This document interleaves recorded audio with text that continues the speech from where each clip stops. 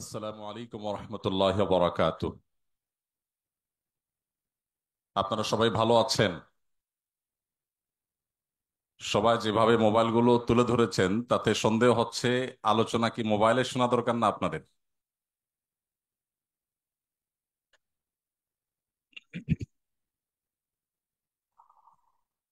আলহামদুলিল্লাহ। আলহামদুলিল্লাহি ওয়া কাফা ওয়া সালামুন আলা ইবাদিহিল্লাযীনা ইসতাফা, আম্মা বাদ। সকল প্রশংসা সেই মহান রবের, সেই মহান মালিকের, যিনি তার জমিনে বসে তার প্রিয় রাসূলের আলোচনা শুনবার, শোনাবার তৌফিক আমাদেরকে দিয়েছেন। সেই মহান রবের কাছে অন্তরের অন্তঃস্থল থেকে গভীরভাবে কৃতজ্ঞতা জ্ঞাপন করছি, আলহামদুলিল্লাহ। অসংখ্য অগণিত দরুদ এবং শান্তির বারিধারা বর্ষণ হোক সর্বকালের সর্বশ্রেষ্ঠ সেই মহামানবের প্রতি, যিনি মানব জাতিকে দেখিয়েছেন সুখ এবং প্রকৃত শান্তির পথ, যার জীবন দর্শনকে পৃথিবীতে প্রতিষ্ঠিত করতে গিয়ে হাজার হাজার লাখ লাখ বা মিলিয়ন মিলিয়ন মানুষকে খুন হতে হয়নি, জীবন দিতে হয়নি। শান্তির বার্তা নিয়ে যিনি ইসলামের সুমহান আদর্শকে পৃথিবীর প্রান্তে প্রান্তরে পৌঁছে দিয়েছেন খুব সামান্যতম সময়ের মধ্যে, যার জীবন দর্শন তিনি শুধু আইডিয়া দেওয়ার মাধ্যমেই তার যথার্থতা, তার বাস্তবতাকে উপস্থাপন করেননি, বরং তিনি তার জীবদ্দশায় আল্লাহ সুবহানাহু ওয়া তাআলা তার প্রতি যে ওহী প্রেরণ করেছেন, নাজিল করেছেন, তার প্রতিটি বিষয়কে তিনি বাস্তবায়ন করে বিশ্ববাসীকে তার ইসলামের সুমহান দিকগুলোকে চমৎকার এবং অসাধারণভাবে উপস্থাপন করে গেছেন। আল্লাহুম্মা সাল্লি আলাইহি, আল্লাহুম্মা বারিক আলাইহি। সম্মানিত উপস্থিতি, কুয়েটের সম্মানিত শিক্ষার্থীবৃন্দের উদ্যোগে আয়োজিত আজকের এই সিরাত সেমিনারের সম্মানিত সভাপতি, অত্র প্রতিষ্ঠানের সর্বোচ্চ অভিভাবক মাননীয় ভিসি মহোদয়, এবং সেই সাথে উপস্থিত আছেন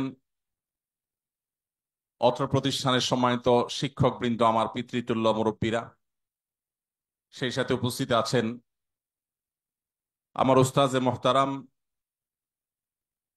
আমার অত্যন্ত শ্রদ্ধার শিক্ষকবৃন্দ যারা খুলনা দারুল উলুমের বিভিন্ন দায়িত্বে নিয়োজিত আছেন, বিশেষ করে খুলনা দারুল উলুমের মহাপরিচালক মহোদয়, সেই সাথে উপস্থিত আছেন আকিজ গ্রুপের সম্মানিত চেয়ারম্যান এবং আদ্দিন মেডিকেল কলেজ হসপিটালের প্রতিষ্ঠাতা এবং কর্ণধার জনাব আলহাজ ডাক্তার মহিউদ্দিন হাফিজাহুল্লাহ সহ আরো অন্যান্য আমার প্রাণপ্রিয় শিক্ষার্থী ভাই এবং বন্ধুগণ। আপনারা দীর্ঘ সময় থেকে নিয়ে গুরুত্বপূর্ণ বক্তব্য শুনে আসছেন। প্রয়োজন আসলে আমল করা।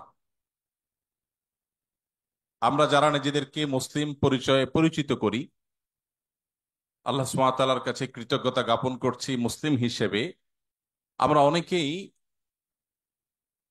ইসলামের যে সমস্ত বিষয়গুলো আমরা জানি বুঝি সেগুলো আমাদের জীবনে বাস্তবায়ন করি না। অর্থাৎ আমরা যতটা মুসলিম পরিচয় দিতে গর্ববোধ করি, মুসলিম হিসাবে আমাদের করণীয় কাজগুলো করতে আমরা ততটা স্বাচ্ছন্দ্য বা আনন্দ অনুভব করি না। তো আমার মনে হয় যে যে সমস্ত বক্তব্য ইতোমধ্যে হয়েছে, যে সমস্ত আলোচনা হয়েছে, অনেক গুরুত্বপূর্ণ বক্তব্য নিশ্চয়ই হয়েছে, সেগুলো আমল করা আমাদের জন্য বেশি গুরুত্বপূর্ণ। আমি মূলত নবী করিম সাল্লাল্লাহু আলাইহি সাল্লামের সিরাত বা তার জীবন ইতিহাসের সুনির্দিষ্ট কোনো অংশ বা কোনো দিক নিয়ে কথা না বলে, নবী করিম সাল্লাল্লাহু আলাইহি সাল্লাম আমাদেরকে যে শরিয়াহ বা আমাদেরকে যে জীবন দর্শন দিয়ে গেছেন, সেই জীবন দর্শন নিয়ে আমরা সংক্ষেপে কিছু কথা বলতে চাই।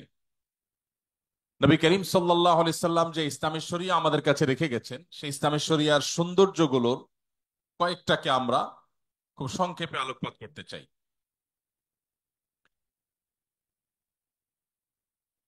সর্বপ্রথম যে বিষয়ে কথা বলতে চাই তা হলো আল্লাহ সুবহানাহু ওয়া তাআলা আমাদেরকে যে ইসলামের সুমহান আদর্শের অনুসারী করেছেন, আমরা বেশিরভাগ মানুষ, আমরা বেশিরভাগ মুসলমান, আমরা মুসলিম বাই চান্স, জন্মের সূত্রে মুসলমান, বাবা মা মুসলমান, সেই হিসাবে আমরা মুসলমান। আমাদের পৃথিবীর অনেক কিছুকে জানার, বোঝার, শেখার সুযোগ হলেও যে ইসলাম আমার অনন্তকালের সুখ কিংবা দুঃখের ফয়সালা করবে, যে ইসলামের ভিত্তিতে আমার জান্নাত কিংবা জাহান্নামের সিদ্ধান্ত হবে, সেই ইসলাম সম্পর্কে একটু সময় নিয়ে পড়াশোনা করবার মতো সুযোগ আমাদের অনেকেরই হয়নি। যার কারণে ইসলামটা আমাদের কাছে অন্য 10টি মানুষের তৈরি করা ধর্মের মতো গতানুগতিক ধর্ম। এটা নিয়ে যদি আমরা একটু পড়াশোনা করার সুযোগ করতে পারি, আমরা যদি কোরআনটাকে একটু স্টাডি করতে পারি, আমরা যদি প্রিয় নবী সাল্লাল্লাহু আলাইহি সাল্লামের জীবনীটাকে একবার অন্তত শুরু থেকে শেষ পর্যন্ত পড়ে দেখতে পারি, আমরা যদি নবী করিম সাল্লাল্লাহু আলাইহি সাল্লাম এবং খোলাফায়ে রাশেদা তথা ইসলামের সোনালী যুগের স্বর্ণ মানবদের ইতিহাস একটু ঘেঁটে দেখতে পারি, তাহলে সেক্ষেত্রে আমাদের ইসলামটা গতানুগতিক না হয়ে ইসলামটা হবে আমাদের যথাযথ, এবং ইসলাম চর্চা করাটা হবে আমাদের জন্য তৃপ্তির, আনন্দের, এবং সেটি আমাদেরকে মানসিক প্রশান্তি এনে দিবে ইনশাআল্লাহ তাআলা। প্রিয় নবী সাল্লাল্লাহু আলাইহি সাল্লাম যে শরীয়ত আমাদের সামনে উপস্থাপন করে গেছেন, তার এই শরিয়ার যে সৌন্দর্য আছে, সেগুলো নিয়ে আলোকপাত অনেক দীর্ঘ সময় নিয়ে করা যাবে। আমরা শুধু মোটা দাগে একটি বিষয় বলি, মুহাম্মদ সাল্লাল্লাহু আলাইহি সাল্লাম পৃথিবীকে কি দিয়ে গেছে। বিশেষ করে বিজ্ঞানের এই পৃথিবীতে, আপনারা সবাই সায়েন্সের ছাত্র, বিজ্ঞান মানুষের জীবন মানকে অনেক সহজ করেছে, উন্নত করেছে, অনেক কিছু দিয়েছে।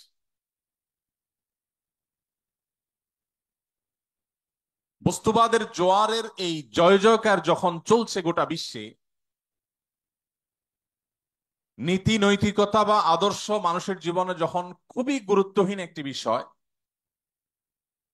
এই সময়টাতে আমাদের কাছে জাগতিক জীবনের সৌন্দর্য, জাগতিক জীবন কতটা সহজ হলো, এই বিষয়টা অনেক গুরুত্বপূর্ণ। এবং সেই কারণে মুহাম্মদ সাল্লাল্লাহু আলাইহি ওয়াসাল্লাম পৃথিবীতে বিজ্ঞানের কোন থিওরি আবিষ্কার করে গেছেন, মানুষের জীবনমান উন্নয়ন করার ক্ষেত্রে তার কি ভূমিকা ছিল, এরকম বিষয় আশয়গুলোকে আমরা উপস্থাপন করে তাকে অন্যদের সাথে আমরা তুলনা বা কম্পেয়ার করার চেষ্টা করি। অথচ মুহাম্মদ সাল্লাল্লাহু আলাইহি সাল্লাম বিশ্ববাসীকে যা দিয়ে গেছেন, তার অনুসারীরা, মুসলিম শাসকগণ, সোনালী যুগের স্বর্ণ মানবগণ, বিশেষ করে খোলাফা রাশেদা সহ তৎপরবর্তী যে মহান ব্যক্তিত্বগণ ছিলেন, তারা বিশ্বকে কি দিয়ে গেছে, সেটার মূল্য কতখানি, এটা কোনো সংক্ষিপ্ত সময়ের বক্তব্য দিয়ে আসলে অনুধাবন করা সম্ভব নয়। আমি একটি বই রেকমেন্ড করতে চাই, যদি আপনাদের হাতে সময় থাকে। ভারতবর্ষের একজন বড় মনীষী ছিলেন, একজন বড় ইসলামিক স্কলার ছিলেন, ভারতের লখনৌর নদওয়াতুল উলামার সৈয়দ আবুল হাসান আলী আন-নাদবী রাহিমাহুল্লাহ,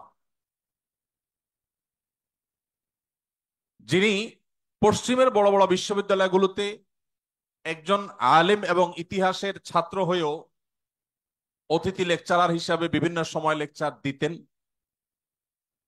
মুসলিম বিশ্বের নোবেল খ্যাত বাদশাহ ফয়সাল অ্যাওয়ার্ড পাওয়া ভারতবর্ষের কয়েকজন ক্ষণজন্মা মনীষীদের একজন ছিলেন। তার লেখা একটা বই, মাযা খাসির আল আলামু বিইনহিতাতিল মুসলিমিন, বইটি তিনি আরবিতে লিখেছেন। এই বইয়ের ভূমিকা তিনি লিখেছেন যে এই বই যখন আমি আরবি ভাষায় লিখি, তখনও পর্যন্ত আমি কোনো অ্যারাবিয়ানের সাথে আমার সাক্ষাৎ হয়নি, এবং কোনো আরব দেশে অন্য কোনো কাজে তো বটেই, এমনকি হজ বা ওমরা করার যাওয়ার সুযোগও আমার হয়নি। তার বয়স ছিল সম্ভবত তখন 17 কি 18।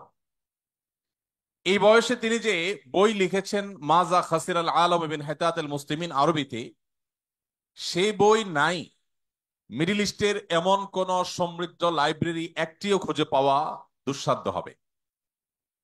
আমি 10-10টি বছর মিডল ইস্টে কাটিয়েছি। মিডল ইস্টের যে সমস্ত ভাইরা সেখানে পড়াশোনা করছেন, বা মধ্যপ্রাচ্যের বিভিন্ন বিশ্ববিদ্যালয়গুলো, বিভিন্ন শিক্ষা প্রতিষ্ঠানগুলো, বিভিন্ন লাইব্রেরি সম্পর্কে ন্যূনতম ধারণা রাখেন এমন যে কেউ বলতে পারবেন। সংক্ষেপে তাকে আলিমিয়া নদবী বলা হয়। আলিমিয়া নদবীর এই বইটি নেই এরকম কোন লাইব্রেরি সেখানে খুঁজে পাওয়া কঠিন হবে। খোদ সৌদি আরবের একাধিক মিনিস্ট্রি সরকারি খরচে, আরো বহু আগের কথা বলেছি, প্রতিযোগিতা করে ওয়াজারাতুস সাকাফাত ওয়াল ইআলাম, সংস্কৃতি বিষয়ক মন্ত্রণালয়, ওয়াজারাতুশ শুউনুল ইসলামিয়া, ধর্ম বিষয়ক মন্ত্রণালয়, ইসলামিক অ্যাফেয়ার্স বিষয়ক মন্ত্রণালয়, একাধিক মিনিস্ট্রি প্রতিযোগিতা করে তার এই বই লক্ষ লক্ষ কপি প্রিন্ট করে বিতরণ করেছে। এটি অতীতের কথা বলছি আমি, বর্তমানের কথা নয়। সৈয়দ আবুল হাসান আলী নদভী রহমতুল্লাহ আলাই তার এই বইয়ে প্রমাণ করেছেন পৃথিবীর চালকের আসনে যখন মুসলমানরা ছিল তখন পৃথিবী কি পেয়েছে, আর আজ পৃথিবীর চালকের আসনে মুসলমানরা নেই তাতে পৃথিবী কি হারিয়েছে। এটাই হলো তার আলোচনার টপিক এই বইয়ের। এই বইটি বাংলা অনুবাদ হয়েছে, ইসলামিক ফাউন্ডেশন থেকে অনুবাদ করা হয়েছে। আবু সাইদ মোহাম্মদ ওমর আলী ইসলামিক ফাউন্ডেশন একজন পরিচালক ছিলেন, এই অঞ্চলের মানুষ, চুয়াডাঙ্গার মানুষ, তিনি অনুবাদ করেছেন। মাওলানা আবু তাহের মেজবাহ অনুবাদ করেছেন, আরো একাধিক মানুষ অনুবাদ করেছেন। এই বইটি বাংলা অনুবাদ হয়ে গেছে, ইংলিশে, বিভিন্ন ভাষায় আছে। আপনি মুসলমানের সন্তান হিসেবে এই বইটি যদি একবার পড়েন, আমার বিশ্বাস যে ইসলামের সোনালী যুগের স্বর্ণ মানবদের যে অবদান মানব জাতির প্রতি ছিল সে সম্পর্কে আপনি কিঞ্চিত হলেও ধারণা পাবেন। আমাদের দুর্ভাগ্যের বিষয় হলো আমরা সাবকন্টিনেন্টের মুসলমানরা, বিশেষ করে আমরা শুনে শুনে মুসলমান হতে অনেক বেশি পছন্দ করি, স্বাচ্ছন্দ্য বোধ করি। আমরা ঘন্টাকে ঘন্টা ওয়াজ শুনতে খুব পছন্দ করি। পছন্দের বক্তার বক্তব্য 2-3 ঘন্টা 4 ঘন্টা শুনতে আমাদের কষ্ট হয় না। রাত 12টা-1টা পর্যন্ত এদেশে বহু ওয়াজ মাহফিল হয়, কিন্তু 1 ঘন্টার জন্য আমরা কোনো গুরুত্বপূর্ণ বই পড়ার সময় বেশিরভাগ ক্ষেত্রে বের করতে পারি না। আমার সামনে আপনারা যারা উপবিষ্ট আছেন, আমি আমার সময় তো শিক্ষার্থীবৃন্দদেরকে বলছি, আপনাদের এই বয়সে ছাত্র জীবনে অবসর সময় আপনারা চাইলে একটু সময় বের করতে পারেন। আমি শুধু আজ এই সিরাত সেমিনারের মাধ্যমে আপনাদেরকে উদাত্ত আহ্বান রেখে যেতে চাই, আপনার জীবনে একটি বারের জন্য হলেও পুরো কোরআনে কারিমের শুরু থেকে শেষ পর্যন্ত বুঝে বুঝে পড়ার চেষ্টা করবেন। নবী করিম সাল্লাল্লাহু আলাইহি সাল্লামের জীবনী, যে কোনো একটা জীবনী গ্রন্থ, সমৃদ্ধ কোনো একটা জীবনী গ্রন্থ, এটা শুরু থেকে শেষ পর্যন্ত কমপক্ষে একবার পড়ার চেষ্টা করবেন। এই দুটি কাজ করবার পর আপনি মুসলিম হিসাবে, মুসলমান হিসাবে এই দুটি পাঠের আগের আপনার যে অবস্থান এবং তার পরের যে অবস্থান, এই দুটির মধ্যে আকাশ এবং পাতাল পার্থক্য আপনি নিজে অনুভব করতে পারবেন। আমরা সেই ধর্মের অনুসারী যেই ধর্ম 1450 বছর আগে আমাদেরকে নির্দেশ করেছে, প্রথম নির্দেশ, ইকরা বিসমি রাব্বিকাল্লাযী খালাক, পড়ো তোমার প্রভুর নামে যিনি তোমাকে সৃষ্টি করেছেন, তার নামে তুমি পড়ো। আল্লাহ সুবহানাহু ওয়া তাআলা গোটা কোরআন জুড়ে বহু আদেশ করেছেন, বহু নিষেধ করেছেন, বহু দৃষ্টান্ত উপস্থাপন করেছেন, বহু ইতিহাস পর্যালোচনা করেছেন, কিন্তু পুরো কোরআন জুড়ে যত আদেশ নিষেধই থাকুক না কেন, প্রথম আদেশ আল্লাহ করেছেন পড়ো। এই যে পড়ার নির্দেশ, জ্ঞান অর্জন করবার নির্দেশ আল্লাহ সুবহানাহু ওয়া তাআলা প্রথম করেছেন, এটি 2024 সালের ঘটনা নয়। এটি আজ থেকে প্রায় 1500 বছর আগের ঘটনা।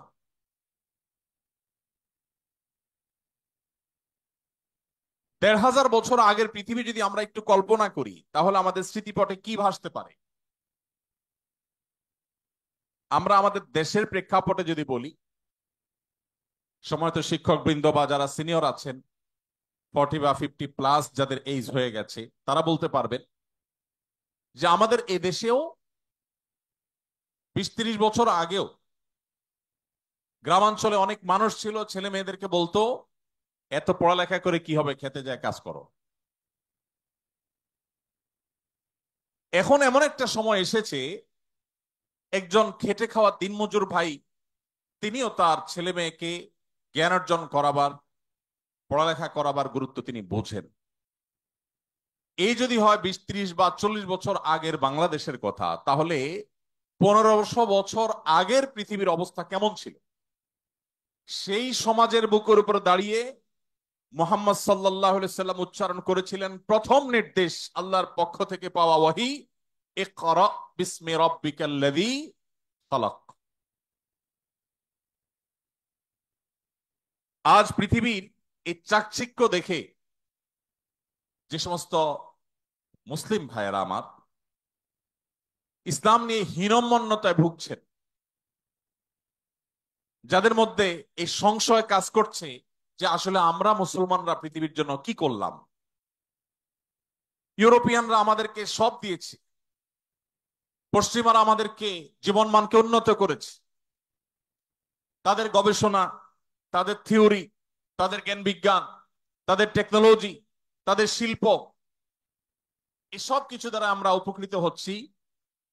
অ্যাজ এ মুসলিম আমার পূর্বপুরুষরা পৃথিবীকে কি দিয়ে গেছে, এটা নিয়ে দীর্ঘ আলোচনা করবার সুযোগ নেই। আমি শুধুমাত্র রেকমেন্ড করলাম, যদি সুযোগ থাকে, মুসলমানদের পতনে বিশ্ব কি হারালো বইটির অনুবাদ, আর আরবি নাম, মূল বইয়ের নাম হলো মাজা খাসির আল আলো বিন হাইতাতুল মুসলিমিন। বিভিন্ন ভাষায় অনুবাদ হয়েছে, বাংলায় একাধিক পণ্ডিত ব্যক্তি অনুবাদ করেছেন। তো এই বইটি আপনি পড়লে আপনার এই প্রশ্নের উত্তর পেয়ে যাবেন। মুহাম্মদ সাল্লাল্লাহু আলাইহি সাল্লাম তিনি পৃথিবীকে কি দিয়ে গেছেন?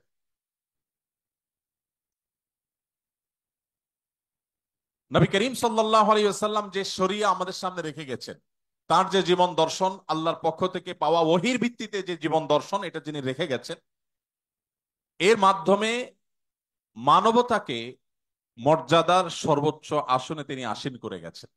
কিভাবে? আপনারা জানেন, নবী করিম সাল্লাল্লাহু আলাইহি সাল্লামের আবির্ভাবের পূর্বে তখনকার আরবে, তখনকার মধ্যপ্রাচ্যে মানুষ মানুষের দাস ছিল। মানুষ নিজের হাতে প্রতিমা তৈরি করে তাকে পুজো করত, মানুষ বিভিন্ন পাথরকে পুজো করত, মানুষ বিবস্ত্র হয়ে পবিত্র কাবা ঘরের চারপাশে প্রদক্ষিণ করাকে ইবাদত মনে করত। হেন কোনো কুসংস্কার নাই যে তখনকার মধ্যপ্রাচ্যে, আরবে, মক্কার মানুষদের মধ্যে, মুশরিকদের মধ্যে ছিল না।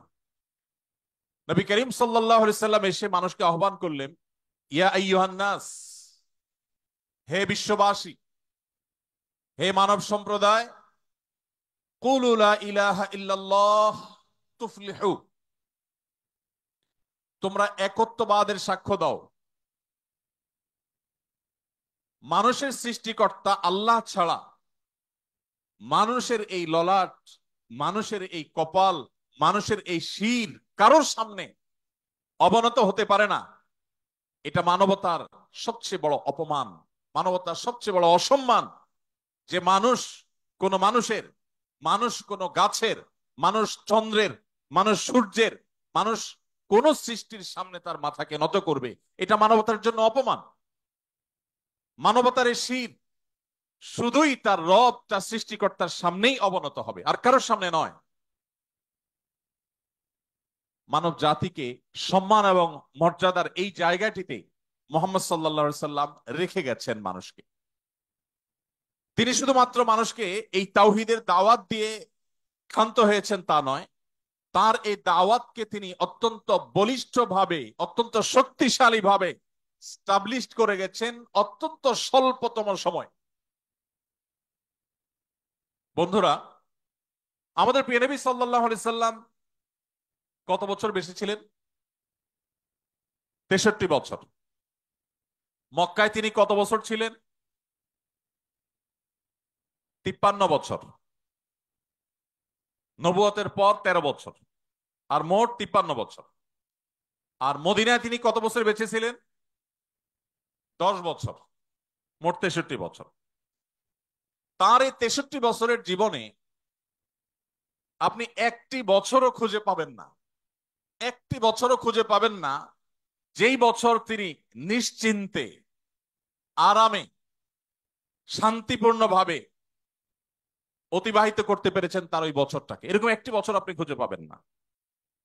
পৃথিবীতে আসার আগে থেকেই বিপদ মাথায় নিয়ে এসেছেন। পৃথিবীর আলো দেখবার আগেই, মাতৃগর্ভে থাকা অবস্থাতেই বাবাকে হারিয়েছেন। পৃথিবীর আলো দেখার পরপরই নিজের মমতাময়ী মাকেও হারিয়েছেন। এই যে শুরু হলো বিপদ, মাতৃগর্ভে থাকতেই বিপদ, সেই বিপদ তার জীবনের শেষ মুহূর্ত পর্যন্ত কাটেনি।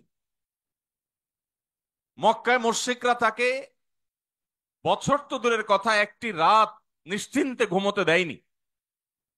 তার উপরে আগ্রাসন চাপিয়েছে, জুলুম চাপিয়েছে, শারীরিকভাবে হেনস্থা করেছে, মানসিকভাবে হেনস্থা করেছে। যারা তার কথা শুনেছে তাদের প্রতি অবরোধ আরোপ করেছে, 3 বছরের অবরোধ। সেই অবরোধ কি আজকের পৃথিবীতে যে অবরোধ চলছে এরকম কোন অবরোধ না। সে অবরোধ ছিল অত্যন্ত ভয়ঙ্কর অবরোধ। সে অবরোধ আজকের জেলখানার মতো নয়। সে অবরোধে মক্কার সমস্ত মুশরিকেরা মুহাম্মদ সাল্লাল্লাহু আলাইহি সাল্লামের প্রতি ঈমান আনা সামান্য সংখ্যায় গোনা যাবে কয়েকজন মানুষ, তাদের সাথে এমন ভাবে অবরোধ করেছে যে কেউ তাদের সাথে কোনো কথাবার্তা বলবে না, কেউ কোনো কেনাবেচা করবে না, কেউ কোনো লেনদেন করবে না, কেউ কোনো বিবাহ শাদী করবে না। 1450-1500 বছর আগের যে পৃথিবী ছিল, তখনকার যে সমাজ ব্যবস্থা ছিল, সেই সমাজে সমাজে 50-60 জন বা 100 জন মানুষকে যদি গোটা সমাজের সমস্ত মানুষ এইভাবে বয়কট করে, তার বেঁচে থাকা অলমোস্ট অসম্ভব প্রায়। আজকের পৃথিবীতে এরকম অনেক অবরোধকে ডিঙ্গিয়েও মানুষ টিকে থাকতে পারে, কিন্তু তখনকার বাস্তবতায় মানুষ মানুষের উপর এতটা নির্ভরশীল ছিল যে টিকে থাকাটা দায় ছিল। নবী করিম সাল্লাল্লাহু আলাইহি সাল্লাম সেই সময় পার করেছেন। সাহাবীরা ওই সময় গাছের পাতা খেয়ে, পশুর চামড়া শুকিয়ে, সেসব খেয়ে তারপর তাদের জীবনকে ধারণ করতে হয়েছে। সে আলোচনা অনেক দীর্ঘ হবে। আমি শুধু এটুকু বলতে চাই যে প্রিয় নবী সাল্লাল্লাহু আলাইহি সাল্লামকে একটি রাতের জন্য নিশ্চিন্তে, আরামে তাকে ঘুমোতে দেয়া হয়নি। তিনি যখন মক্কায় থাকতে না পেরে আল্লাহর নির্দেশে মদিনায় হিজরত করে চলে গেলেন, সেখানেও তাকে শান্তিতে থাকতে দেয়া হয়নি। কখনো বদর এসেছে, কখনো উহুদ, কখনো খন্দক, কখনো তাবুক। একটি বছর তাকে নিশ্চিন্তে থাকতে দেয়া হয়নি। এত বাধার মধ্যে একজন মানুষের জীবন যেখানে বাঁচাটাই দায়, পৃথিবীতে টিকে থাকাটাই যেখানে দায়, সেখানে মুহাম্মদ সাল্লাল্লাহু আলাইহি সাল্লাম কি করেছেন? মাত্র 10 বছর মদিনায় সুযোগ পেয়েছেন কাজের। এত বাধার মধ্যে থেকেও তার কাজকে তিনি এত সূক্ষ্মভাবে, এত সুচারুরূপে কাজটি সম্পাদন করেছেন যে 10 বছরে তিনি তার মিশনকে, তাওহীদ এবং একত্ববাদের দাওয়াতকে, ইসলামকে পৃথিবীর প্রান্তে প্রান্তরে প্রতিটি জায়গায় পৌঁছাবার ব্যবস্থা করে তার মিশনকে পাতাল থেকে আকাশে তুলে রেখে তারপর দুনিয়া থেকে গেছেন। সময় তো ভাইরা, 10 বছর তো আমাদের জীবনে একটা পরিবারের যে অবস্থা সেটা পরিবর্তন করার জন্য যথেষ্ট হয় না।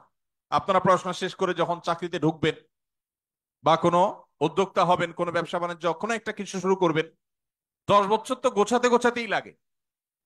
সেখানে 10 বছরে গোটা পৃথিবীর পট পরিবর্তন করে দিয়েছেন মোহাম্মদ সাল্লাল্লাহু আলাইহি সাল্লাম। ভাইরা আমার, সেই মানুষটি, তার কাছে কি এমন মন্ত্র ছিল, কি এমন শক্তি ছিল যে শক্তি দিয়ে গোটা পৃথিবীকে এভাবে তিনি অত্যন্ত অল্প সময়ের মধ্যে, খুব অল্প মূল্যের বিনিময় গোটা পৃথিবীকে তিনি জয় করতে পেরেছেন। আজ আমরা নামধারী মুসলমান বা মুসলমান নাম ব্যবহার করি, মুহাম্মদ সাল্লাল্লাহু আলাইহি সাল্লামের উম্মত হিসেবে নিজেদেরকে দাবি করি, অথচ মুহাম্মদ সাল্লাল্লাহু আলাইহি সাল্লামের আদর্শ সম্পর্কে মৌলিক ধারণা পর্যন্ত আমাদের অনেকের নেই। আমরা হয়তো মুসলমান হিসাবে ইসলামের সেই সুমহান আদর্শ তার মূল্য, তার মর্যাদা, তার মাহাত্ম্য এটা পৃথিবীতে তুলে ধরতে পারছি না, কিন্তু মোহাম্মদ সাল্লাল্লাহু আলাইহি সাল্লাম খুব অল্প সময়ে সেটা অত্যন্ত সুচারুরূপে সম্পাদন করেছে। তার যে অবদানগুলো ছিল, তার যে শরিয়া আছে, এই শরিয়ার সবচেয়ে সুন্দর দিকটা হলো যে তিনি মানুষকে আল্লাহ রাব্বুল আলামিনের দাসত্বের প্রতি আহ্বান করেছেন। মানুষ শুধু গোলামি করবে কার? আল্লাহর। আল্লাহ ছাড়া অন্য কারোর যদি কেউ গোলামি করে, দাসত্ব করে, এটাকে মানবতার জন্য সবচেয়ে বড় অপমান হিসেবে উল্লেখ করা হয়েছে। এখন আপনি বলবেন যে আমরা যারা মুসলমান তারা তো আল্লাহর গোলামি করি, আমাদের একটা জায়গায় খুঁটি বাঁধা আছে, হালাল হারাম মেনে চলতে হয়, আল্লাহর আদেশ মেনে চলতে হয়, এটা করা যাবে না, ওইটা ধরা যাবে না, ওইটা বলা যাবে না, হাজারটা বাইন্ডিংস আছে। কিন্তু আমরা আমাদের যে সমস্ত বন্ধুদেরকে দেখি তারা মুক্তমনা, পশ্চিমা পৃথিবীর যে সমস্ত মানুষজনকে দেখি তারা কোনো ধর্মীয় বাইন্ডিংস এর মধ্যে নাই, তারা তো আমাদের চাইতে আরো বেশি স্বাধীন। আমরা কোনো সৃষ্টির দাসত্ব করি না, শুধু আল্লাহর দাসত্ব করি। তারা তো আল্লাহরও দাসত্ব করে না, সৃষ্টিরও করে না, তাহলে তো আমাদের চাইতে আরো বেশি তারা স্বাধীন হয়ে গেল।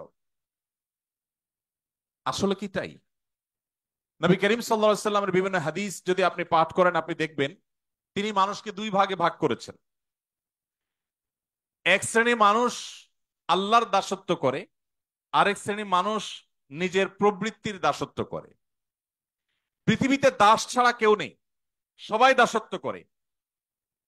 কিছু মানুষ নিজের সৃষ্টিকর্তার দাসত্ব করে, আর কিছু মানুষ নিজের অজান্তে নিজের নফস বা প্রবৃত্তির দাসত্ব করে। যিনি বলছেন আমি আল্লাহ তাআলার আনুগত্য কেন, কারোর কথা শুনি না, আমার মনে যা চায় তা করি, তিনি তার মনের গোলামি করেন,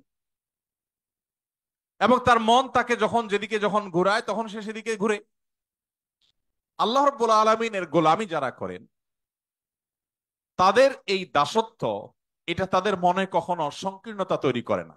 সাধারণত দাসত্ব তো অনেক বড় কথা, কেউ কারোর অধীনে থাকতে মানুষ খুব বেশি স্বাচ্ছন্দ্য বোধ করে না। সৃষ্টিগতভাবে মানুষ চায় যে নিজের মতো চলতে, কারোর খবরদারি, কারোর কর্তৃত্বের অধীনে থাকা মানুষের কাছে কখনোই ভালো লাগে না। কিন্তু আল্লাহ রাব্বুল আলামিনের দাসত্ব, এটা যদি কেউ প্রকৃত অর্থে অবলম্বন করে থাকে, এটার এক্সারসাইজ যদি কেউ করে, এটার চর্চা যদি কেউ করে, তাহলে এই লোক আল্লাহর দাসত্ব করেও মানসিক যে প্রশান্তি এবং সুখ অনুভব করে, পৃথিবীর তথাকথিত মুক্তমনা, কোন ধর্মের অনুসরণ ছাড়া, সৃষ্টিকর্তার বিশ্বাস থেকে মুক্ত থেকে পৃথিবীতে মানুষ কখনো এতটা মানসিক সুখ বা শান্তি পেতে পারে না। আপনি নিজে আল্লাহ রাব্বুল আলামিনের দাসত্ব যদি কিছু কাল করে দেখেন, ফার্সি ভাষায় একজন কবি বলেছেন, সালেহাতু সঙ্গে বুদিল খারাস আজমুদে এক জামানা খাকে বাস। বহুকাল তো আপনি পাথর হয়েছিলেন, মনে যা চেয়েছে তা করে বহুকাল বেরিয়েছেন, কিছু কালের জন্য পরীক্ষা করে হলেও একটু মাটি হয়ে দেখুন, আল্লাহ সুবহানাহু ওয়া তাআলার গোলামি এবং দাসত্বকে অবলম্বন করে দেখুন। আল্লাহর শপথ করে বলছি, আপনি আল্লাহর সামনে আপনার মাথাকে যখন অবনত করে আপনি তাসবিহ নিবেদন করবেন, আল্লাহর পবিত্রতা জ্ঞাপন করবেন, আপনার যে কোনো বিপদে, যে কোনো কষ্টে যখন দুহাত তুলে চোখের পানি ছেড়ে দিয়ে আল্লাহর কাছে আপনার মনের কথাগুলো তুলে ধরবেন, আপনি হালকা অনুভব করবেন। কোন মানুষের কাছে যদি আপনি যে নিজের চাওয়ার কথা বলেন, কোন মানুষের কাছে যদি আপনি কোনো কিছু বলেন, হাত পাতেন, তো মানসিকভাবে আপনার কষ্ট হবে, আপনার দুঃখ হবে, অপমান বোধ হবে, লাঞ্ছনা অনুভব হবে যে আমি অমুকের কাছে ছোট হয়েছি। কিন্তু আপনি আপনার সৃষ্টিকর্তাকে যদি কখনো সেজদা নিবেদন করে থাকেন, আপনি যদি কখনো আল্লাহর শানে সেজদা দিয়ে তার পবিত্রতা জ্ঞাপন করেন, পুরো অস্তিত্বকে যদি আপনি বিলীন করে দিয়ে থাকেন, আপনার এই জীবনে সবচেয়ে সুখে কাটা মুহূর্তগুলোর মধ্যে একটি অনুভব করবেন সেই পবিত্র সিজদাকে। ভাইরা আমার, এখানে অলৌকিক, অদৃশ্য এবং অবর্ণনীয় এক সুখ আল্লাহ সুবহানাহু ওয়া তাআলা রেখেছেন শুধু আল্লাহর গোলামি এবং দাসত্বের মধ্যে, যেটা মানুষ খেয়াল খুশি মতো চলে তার জীবনে কখনো অর্জন করতে পারে না। পৃথিবীর যে সমস্ত দেশে বা যে সমস্ত অঞ্চলের মানুষ নিজেদেরকে অনেক বেশি স্বাধীন মনে করে, আল্লাহ সুবহানাহু ওয়া তাআলার দাসত্বের শৃঙ্খল থেকে যারা তাদেরকে মুক্ত মনে করেন, সেই মানুষগুলোর এনভায়রনমেন্ট, তাদের পরিবেশ, তাদের প্রকৃতি আমাদের চেয়ে অনেক সুন্দর। আপনারা যারা গিয়েছেন তারা বলতে পারবেন। ইউরোপের সে সমস্ত দেশগুলো, পশ্চিমা পৃথিবীর সে সমস্ত জায়গাগুলো মনে হবে ছবির মতো।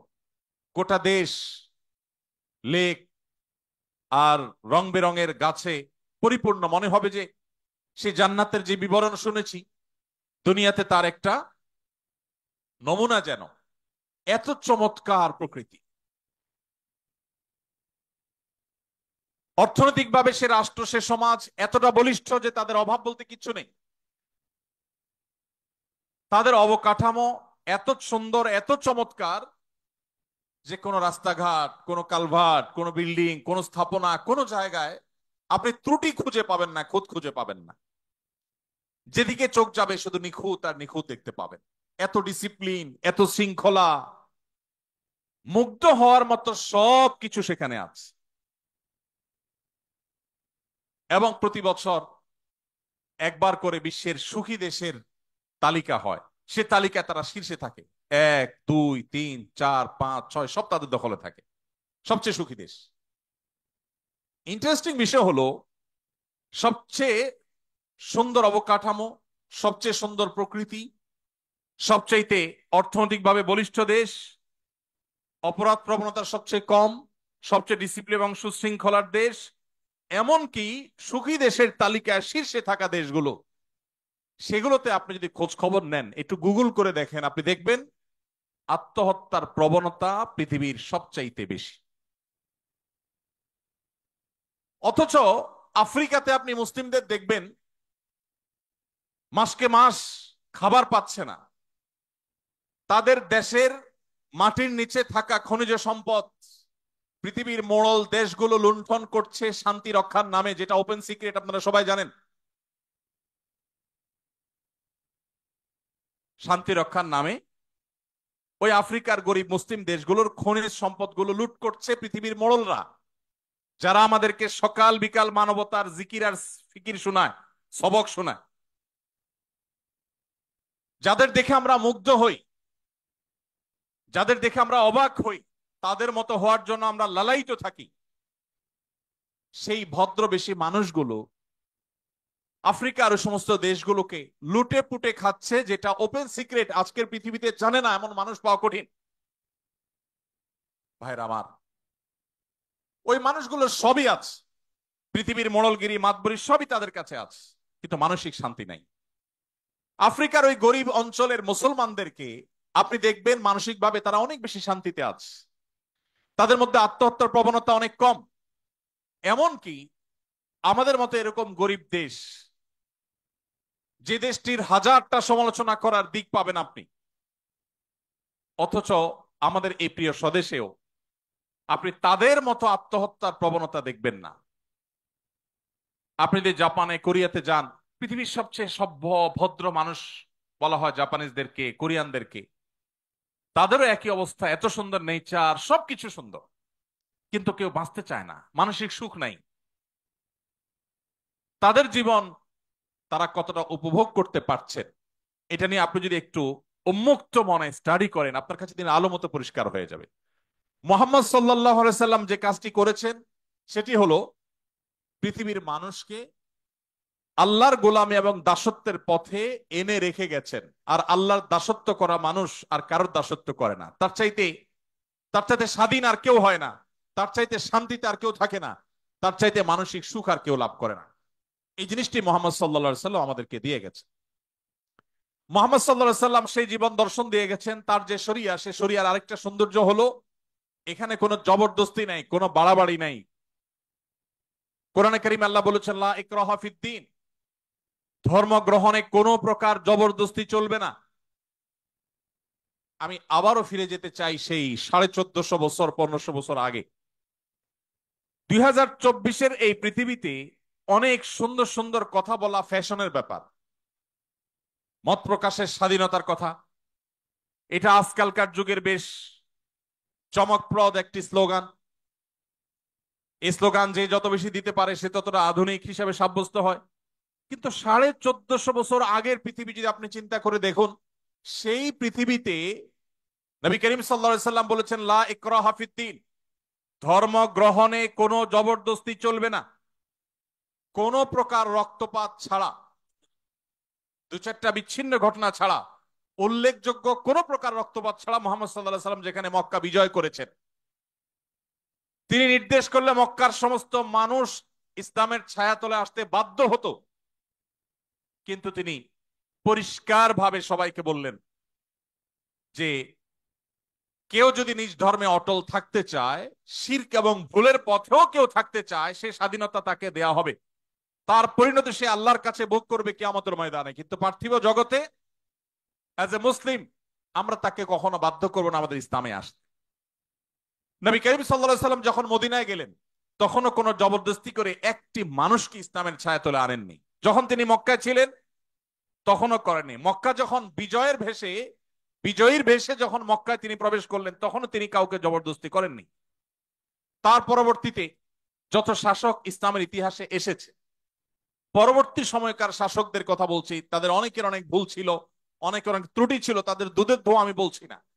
কিন্তু একটা জায়গায় মুসলিমরা অন্য সবার চাইতে ইউনিক, সেটা হলো যে মুসলিম শাসকরা সচরাচর, বিচ্ছিন্ন ঘটনা থাকতে পারে, সচরাচর তারা ম্যাসিভ লেভেলে জবরদস্তি করে কাউকে ইসলামে তারা আনেন নাই। শুধু ভারতবর্ষে মুসলিমদের যে শাসনের ইতিহাস, সেটা যদি আপনি একটু অধ্যয়ন করেন, আপনি অবাক হতে বাধ্য হবেন। মুসলিমদের শাসনের কেন্দ্র ছিল দিল্লি, অথচ দিল্লিতে মুসলমানদের সংখ্যা সর্বকালেই সবচাইতে কম। কোন কালেই ভারতবর্ষে মুসলিম শাসনের কেন্দ্র এই বাংলাদেশ বা এই অঞ্চল ছিল না। কিন্তু আল্লাহ সুবহানাহু ওয়া তাআলা আমাদের পূর্বপুরুষদেরকে হেদায়েত নসিবে রেখেছেন, তারা ঈমান এনেছেন। যদি মুসলমানরা জোর করে মানুষকে ইসলামে দাখিল করাতো, ইসলামে প্রবেশ করাতো, তাহলে সেক্ষেত্রে সেই সময়টাতেই জোর করে দলে দলে মানুষকে ইসলামে তারা প্রবেশ করাতেন। ইসলামের একটা অন্যতম সৌন্দর্য হলো যে আজকের যুগে মত প্রকাশের স্বাধীনতা কথা বলাটা অনেক সহজ, সে পরিবেশ আছে। মানুষ আধুনিক বিশ্বে এখন মত প্রকাশের স্বাধীনতাকে অনেক রেসপেক্ট করে, কিন্তু নবী করিম সাল্লাল্লাহু আলাইহি সাল্লাম ১৫০০ বছর আগে সেটা করে গেছেন। প্রত্যেকটা মানুষকে ধর্ম গ্রহণের ক্ষেত্রে পরিপূর্ণ স্বাধীনতা দিয়েছেন এবং কোনো প্রকার জবরদস্তি কারোর উপরে কখনো তিনি আরোপ করেননি। নবী করিম সাল্লাল্লাহু আলাইহি সাল্লামের যে শরিয়া তিনি রেখে গেছেন, এই শরিয়ার আরেকটি সৌন্দর্য হলো, আমাদের সমাজে আপনি দেখবেন ইসলামী শরিয়ার কথা বলা হলে এক শ্রেণীর মানুষ এটাকে অত্যন্ত বর্বর, অত্যন্ত কষ্টের, অত্যন্ত কঠোর, এরকম একটা চিত্র দেওয়ার চেষ্টা করে, এরকম একটা রূপ দেওয়ার চেষ্টা করে যে ইসলাম মানে অনেক জটিল, অনেক কঠিন, মেয়েরা বাহির হইতে পারবে না, পড়ালেখা করতে পারবে না, কোনো কথা বলা যাবে না, ধরা ছোঁয়া যাবে না, এরকম একটা ব্যাপার সবার মনে হয়। অথচ আমরা অনেকে জানি না ইসলামী শরিয়ায় ব্যক্তিগত কোনো অপরাধ, শরিয়ার বিচারে কোরআন এবং সুন্নাহর আলোকে যেগুলো অপরাধ, যেগুলো পাপের কাজ, গুনাহের কাজ, অন্যায় কাজ, এগুলো যদি ব্যক্তিগত পর্যায়ের হয়, ইসলামী শরিয়ার দণ্ডবিধিতে সেগুলোর জন্য কোনো শাস্তির কথাই বলা হয়নি। যেমন ধরা যাক কেউ একজন মিউজিক্যাল ইনস্ট্রুমেন্ট ব্যবহার করে গান করছেন বা গান শুনছেন, যদি তিনি কারো ডিস্টার্বের কারণ না হয়, তার এই অপরাধের জন্য ইসলামী হুদুদ বা দণ্ডবিধিতে কোনো হদ বা কোনো শাস্তির কথা, সুনির্দিষ্ট কোনো শাস্তির কথা শরীয়ত বলে দেয়নি। অবস্থার পর্যবেক্ষণ করে কোনো পরিবেশে, কোনো পরিস্থিতিতে যদি নিয়ন্ত্রণহীন হয় বা প্রয়োজন হয়, তাহলে সেক্ষেত্রে তখনকার যারা বিচারক থাকবেন, তখনকার যে বিচার ব্যবস্থা থাকবে, ইসলামী শরিয়া এটা তাদের উপরে ছেড়ে দিচ্ছে, বাট কোনো ফিক্স শাস্তির কথা শরীয়ত বলে নাই। কেউ যদি ইসলামের সবচেয়ে গুরুত্বপূর্ণ বিধান নামাজও না পড়ে, অনেক ইমামদের মতো সে ইসলাম থেকে খারিজ হয়ে যায়, কিন্তু ইসলামী শরিয়ার দণ্ডবিধিতে নামাজ পড়ে নাই, এই জন্য তাকে এত বেত্রাঘাত করতে হবে, এতদিন জেল দিতে হবে, অমুক দণ্ড দিতে হবে, এরকম কোনো কথা বলে নাই। এভাবে একজন মানুষ মুসলিম হয়েও যদি অনেক অপরাধে লিপ্ত হয়, যেই অপরাধটার ক্ষতি ওই ব্যক্তির উপরেই শুধুমাত্র বর্তাবে, সমাজের উপরে বর্তাবে না, শরীয়ত ওইটার জন্য কোন শাস্তির বিধানের কথা পরিষ্কার করে নির্দিষ্ট করে বলেইনি।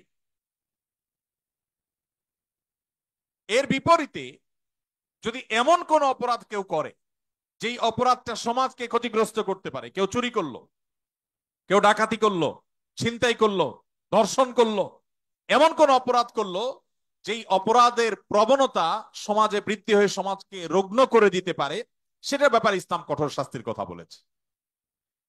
তাহলে ইসলামী শরিয়া মানেই যে ভীতিকর একটা বিষয়, এটাকে নানাভাবে পশ্চিমারা আমাদের সামনে তুলে ধরেছে। আমরা সেটাকে গিলছি গোগ্রাসে।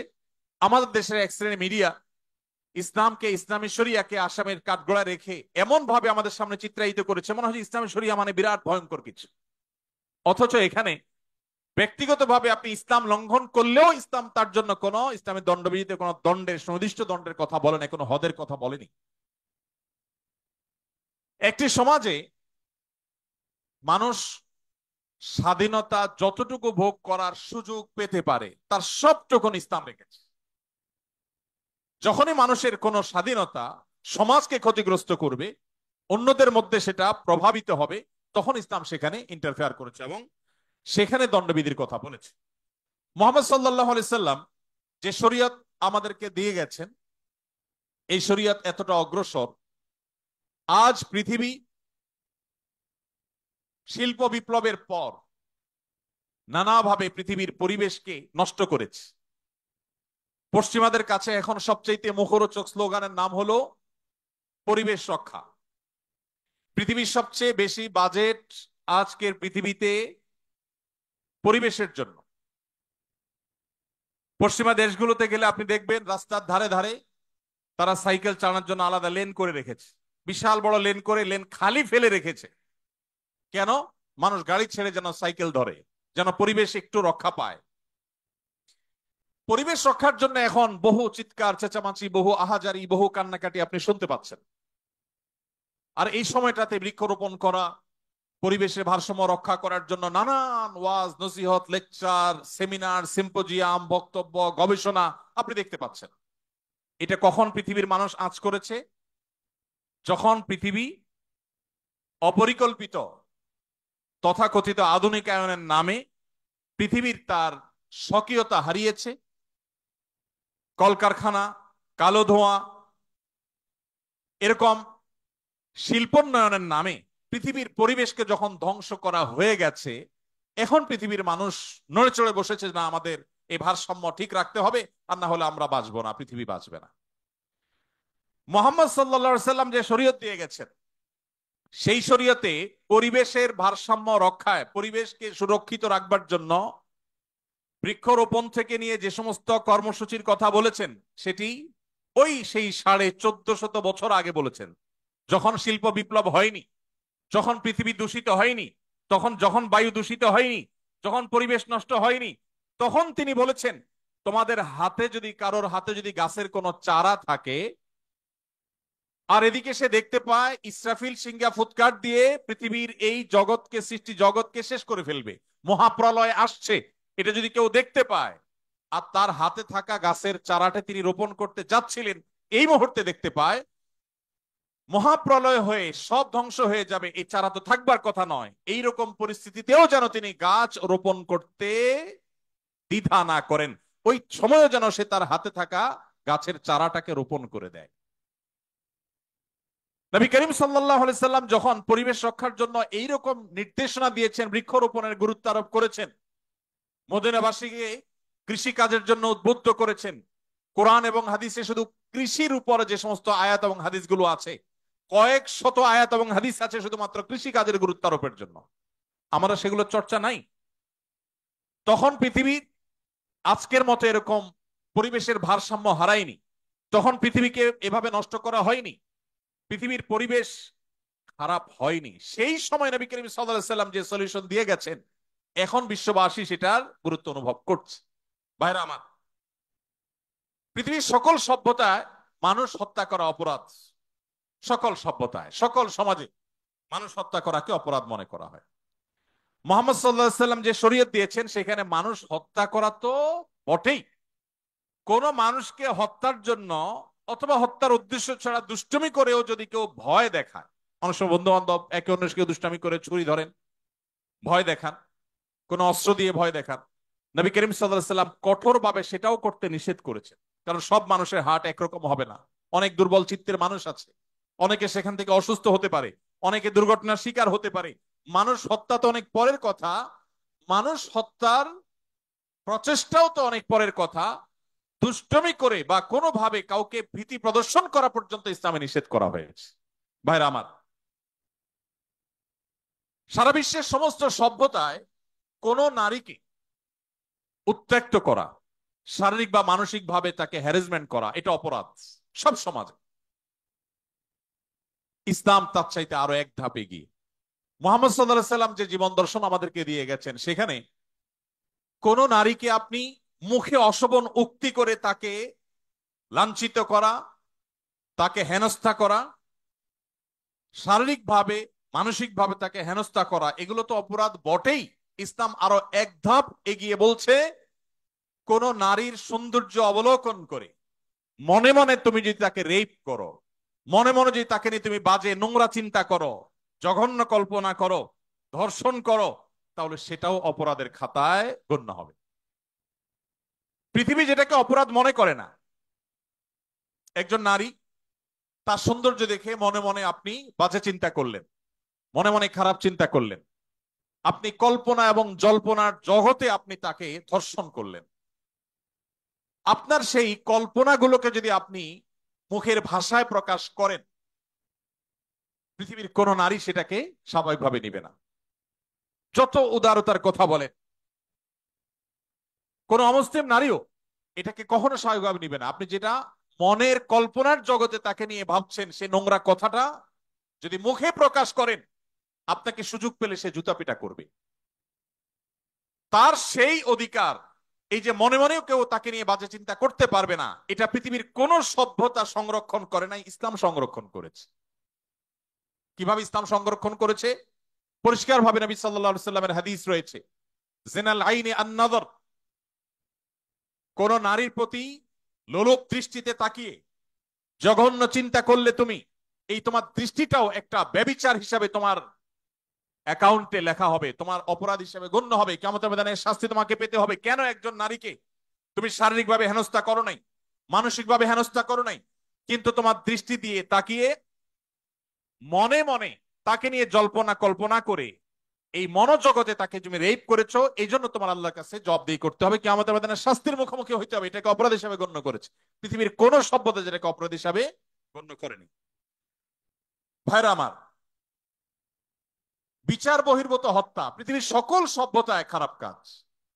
সব সমাজ এটাকে খারাপ মনে করে যে বিচার বহির্ভূত হত্যা করা যাবে না, যে কোনো মানুষের বিচার পাওয়ার অধিকার আছে। নবী করিম সাল্লাল্লাহু আলাইহি সাল্লামের সামনে সেই 1450 বছর আগের বাস্তবতা, বারবার আমি এই শব্দটি বলছি, কারণ আমরা নবী করিম সাল্লাল্লাহু আলাইহি সাল্লাম বা মুহাম্মদ সাল্লাল্লাহু আলাইহি সাল্লামকে যদি মূল্যায়ন করতে হয় আজকের পার্সপেক্টিভে, 2024-এর পৃথিবীর সাথে যদি আপনি তুলনা করেন, সেই তুলনাটা যথার্থ হবে না। আজকের পৃথিবীতে মানবাধিকারের কথা বলা এটা একটা ফ্যাশনের ব্যাপার, আমি সবসময় বলার চেষ্টা করি। এখন আপনি যত বেশি অধিকার অধিকার বলবেন, অধিকার অধিকার যত বেশি কপচাবেন, তত বেশি বাহবা পাবেন যে এই লোকটা অনেক সচেতন, এই লোকটা অনেক আধুনিক, অনেক স্মার্ট। আপনাকে পৃথিবীর বিভিন্ন মোড়ল দেশের এম্বাসি গুলো ডেকে ডেকে আপনাকে অনেক প্রজেক্ট দিবে, আপনার ফান্ডের অভাব হবে না, কারণ আপনি অধিকার নিয়ে কাজ করছেন, মানবাধিকার কর্মী, আপনি আপনি সমাজ কর্মী। এগুলো শুনতে বেশ ভালো শোনা যায়, এগুলো ফ্যাশনের ব্যাপার। 1450 বছর আগের পৃথিবী যখন নিজের সন্তান কন্যা হয়েছে, বাবার সাথে যুদ্ধে যেতে পারবে না, শুধুমাত্র এই কারণে সেই কন্যাকে জীবন্ত পুঁতে ফেলে বাপ পৈশাসিক আনন্দে মেতে উঠতো, সেই সমাজের বুকের উপরে দাঁড়িয়ে মুহাম্মদ সাল্লাল্লাহু আলাইহি সাল্লাম বলেছিলেন, তোমাদের কেউ যদি দুটি কন্যা সন্তানের বাবা হয় এবং সে যদি তাদের সাথে সুন্দর আচরণ করে, তাদের কোনো অধিকার নষ্ট না করে, তাদের জন্য জান্নাতের গ্যারান্টি রয়েছে। এটা 1450 বছর আগের ওই বর্বর সমাজের বুকের উপর দাঁড়িয়ে তিনি বলেছিলেন। যে আরাবিয়ানরা তাদের বাইরের মানুষকে, অন্য ভাষার মানুষকে মানুষ মনে করতে 10 বার ভাবতো, সেই সমাজের মানুষের বুকের উপরে দাঁড়িয়ে ঐতিহাসিক বিদায় হজের ভাষণে তিনি বলেছিলেন, আলা লা ফাদলা লি আরাবিয়্যিন আলা আজামি ওয়ালা লি আজামিয়্যিন আলা আরবি। মনে রাখবে, কোন আরাবিয়ানের কোন শ্রেষ্ঠত্ব নাই কোন নন আরাবিয়ানের উপরে। একজন কালো রঙের আফ্রিকান মানুষের কোন প্রকার তার উপরে কোন আরাবিয়ান সাদা চামড়ার মানুষের কোনো মর্যাদা নেই। মর্যাদা হবে মানুষের তাকওয়ার ভিত্তিতে, মানুষের মানসিকতার ভিত্তিতে, কর্মের ভিত্তিতে। যদি বাংলাদেশের আনাচে কানাচে থাকা কোন গ্রামের মানুষ তিনি সৎ হন তার চিন্তায়, তার কর্মে, তার দর্শনে, তাহলে সেই মানুষটি আরবের মক্কার কাবার পাশে থাকা, কাবার ভেতরে থাকা কোন খারাপ মানুষ, খারাপ চিন্তা, খারাপ কর্মের মানুষের চাইতে ওই বাংলাদেশের আনাচে কানাচে থাকা মানুষ আল্লাহর কাছে শ্রেষ্ঠ এবং সেরা। ইসলাম সেই কথা বলেছে। আজ পৃথিবীর যে সমস্ত দেশের মানুষরা আমাদেরকে সভ্যতা শিখায়, যারা আমাদেরকে অধিকারের সবক দেয়, মুসলমানের সন্তান জানে না সে বাঘের বাচ্চা, তাদের কাছ থেকে সবক নেওয়ার প্রয়োজন নেই। তাদের 14 গোষ্ঠীর জন্মের শত শত হাজার বছর আগে আমাদেরকে ইসলাম সেই সুমহান জীবন দর্শন দিয়ে গেছে, যখন তারা সেগুলোর কথা কল্পনাও করে নেই। দুর্ভাগ্য আমাদের, আজ আমাদের সেই ইসলাম কোরআনে আছে, আমাদের ইসলাম হাদিসে আছে, সেই ইসলাম আমাদের জীবনে নেই, আমাদের সমাজে নেই, আমাদের পরিবারে নেই, আমাদের রাষ্ট্রে নেই। এটাই হলো আমাদের দুর্ভাগ্যের বিষয়। সেজন্য আজ শেয়ালের বাচ্চারা বাঘের বাচ্চাকে মানবতা শিখায়। ভাইরা আমার, পৃথিবীর সে সমস্ত অঞ্চলে মানুষেরা আমাদেরকে সংখ্যালঘুদের অধিকারের কথা বলে, যে সমস্ত দেশে এখনো মুসলমানরা ছেড়ে কাশতে পারে না। 2024-এর এই পৃথিবীতে আপনি যদি পৃথিবী ঘুরেন, আপনি দেখবেন একটা রুম ভাড়া করে মুসলমানরা নামাজ পড়বে, পারমিশন নাই। আমি কোন দেশের নাম উল্লেখ করতে চাই না। তাদের ক্রিসমাস ডে উপলক্ষে আপনি দেখবেন সকল শিক্ষা প্রতিষ্ঠানের স্টুডেন্টরা বর্ণিল লাল কালারে তারা সুসজ্জিত হয়ে ওই দিন শিক্ষা প্রতিষ্ঠানে যাচ্ছে, আনন্দ করছে, উৎসব করছে, ফুর্তি করছে। সেটাতে তাদের কোনো অসুবিধা হয় না। কিন্তু আমরা মুসলমানরা যখন ওতে ওড়না পড়ি তখন তাদের জাত চলে যায়। ভাইরা আমার, নারী অধিকারের কথা বলা তো এখন ফ্যাশনের ব্যাপার। এটা বলা তো এখন সেফ জোনে থাকার ব্যাপার। আপনি যত বেশি নারী অধিকার নিয়ে কপচাবেন, তত বেশি ওই যে বিদেশি এম্বাসি গুলো এসে আপনাকে সেদে সেদে প্রজেক্ট দিয়ে যাবে, পত্রিকাগুলো আপনাকে কাভারেজ দিবে। মুহাম্মদ সাল্লাল্লাহু আলাইহি সাল্লাম যখন নারী মুক্তির জন্য কাজ করেছেন, তখন পৃথিবীতে বাহবা দেওয়ার কেউ ছিল না। গোটা সমাজের বিপরীতে একা দাঁড়িয়ে, ওই সমাজের বুকের উপরে দাঁড়িয়ে নারী অধিকারের ওয়াজ করেন নাই, নারী অধিকারকে প্রতিষ্ঠা করে দিয়ে গেছেন। বেলালে হাবশী রাদিয়াল্লাহু তাআলা আনহু ছিলেন বাহিরের মানুষ, মক্কার না, মদিনার না, বাহির থেকে আসা। আবার গায়ের রং ছিল ব্ল্যাক, কালো। আবার ছিলেন কৃতদাস। মক্কার মানুষদের যে ইগো এখনো আছে, আরব আরাবিয়ানদের যে ইগো আর সে আমল তো আরো বেশি ছিল। তাদের সে যে ইগোর কারণে একাধারে একটা মানুষ বহিরাগত, আরেক দেশের মানুষ ভিনদেশী, আবার তার গায়ের রং ভিন্ন, ব্ল্যাক, আবার তিনি কৃতদাস ছিলেন। এতগুলো বিষয় থাকার পর তখনকার আরবের মানুষদের ঘৃণা করার জন্য যেখানে যথেষ্ট ছিল, সেই ব্যক্তিকে মুহাম্মদ সাল্লাল্লাহু আলাইহি সাল্লাম তার মুয়াজ্জিন নিয়োগ দিলেন। আজ পৃথিবীতে যারা আপনাকে মানবতার সবক দেয়, তাদের দেশে এখনো সাদা আর কালো মারামারি হয়, এখনো তারা বৈষম্যের মধ্যে আছে। মুসলমান আজ তার ইসলাম নিয়ে দ্বিধায় পড়ে গেছে, সন্দিহান হয়ে গেছে। কারণ সে পড়াশোনা করে মুসলমান না, সে ওয়াজ শুনে মুসলমান, সে জন্মসূত্রে মুসলমান, সে মুসলমান বাই চয়েস না, সে পড়াশোনা করে মুসলমান না। আপনারা শিক্ষিত মানুষ, আপনারা জাতির বিবেক, আপনারা আগামীর বাংলাদেশ, আপনারাই আমাদেরকে নতুন বাংলাদেশ উপহার দিয়েছেন, আপনারাই আমাদেরকে স্বপ্ন দেখিয়েছেন। আমি আপনাদেরকে আজ এই সিরাত মাহফিলের মাধ্যমে উদাত্ত আহ্বান রাখতে চাই, আসুন জন্মসূত্রে মুসলমান নয়, ইসলামকে জানার চেষ্টা করি, পড়ার চেষ্টা করি। কোরআনটা খুলুন, সিরাতের বই একবারের জন্য জীবনে পড়ুন।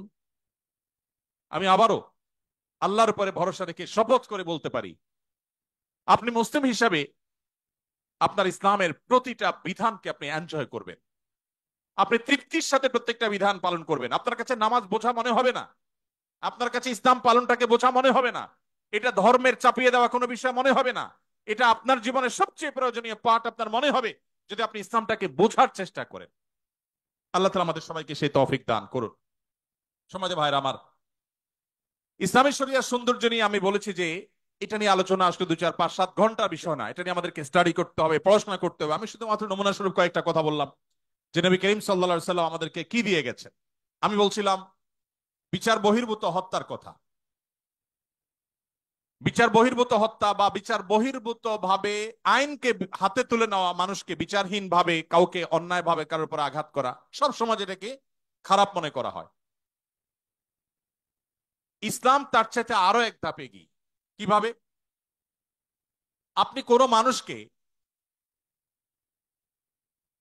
বিচার বিচারে প্রমাণিত হওয়ার আগে দোষী সাব্যস্ত করে শাস্তি দেওয়া তো পরের কথা। ইসলাম বলে ইজতানিবু কাসীরাম মিনাজ-যন ইন্না বা'দাজ-যন্নি ইসম।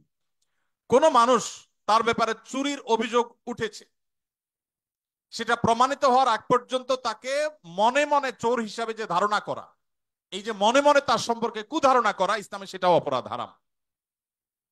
পৃথিবীর কোন সভ্যতা এটা পাবেন না। সকল সভ্যতা বলবে বিচারে দোষী প্রমাণ হওয়ার আগে কোনো শাস্তি নয়, এটুকু বলবে।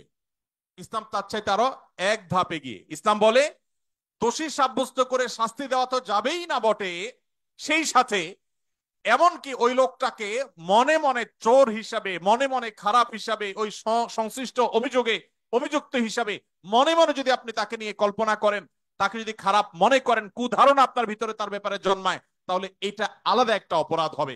কারণ আপনি মনে মনে তাকে তাচ্ছিল্য করলেন, অপরাধী মনে করেছেন, এটা এক প্রকারের অপরাধ যদি তার অপরাধটা প্রমাণ না হয়। ভাইরা আমার, গর্ব করার জন্য আপনার ইসলামই যথেষ্ট। ইসলাম বিশ্ববাসীকে মানুষ হতে শিখিয়েছে, মানুষকে সবার দাসত্ব বাদ দিয়ে আল্লাহর দাসত্ব তাওহীদের কথা শিখিয়েছে। ইসলাম আমাদেরকে একটি সভ্য সমাজ, একটা সভ্য পৃথিবী গড়বার জন্য যা যা দরকার তার সবকিছু বলে গেছে।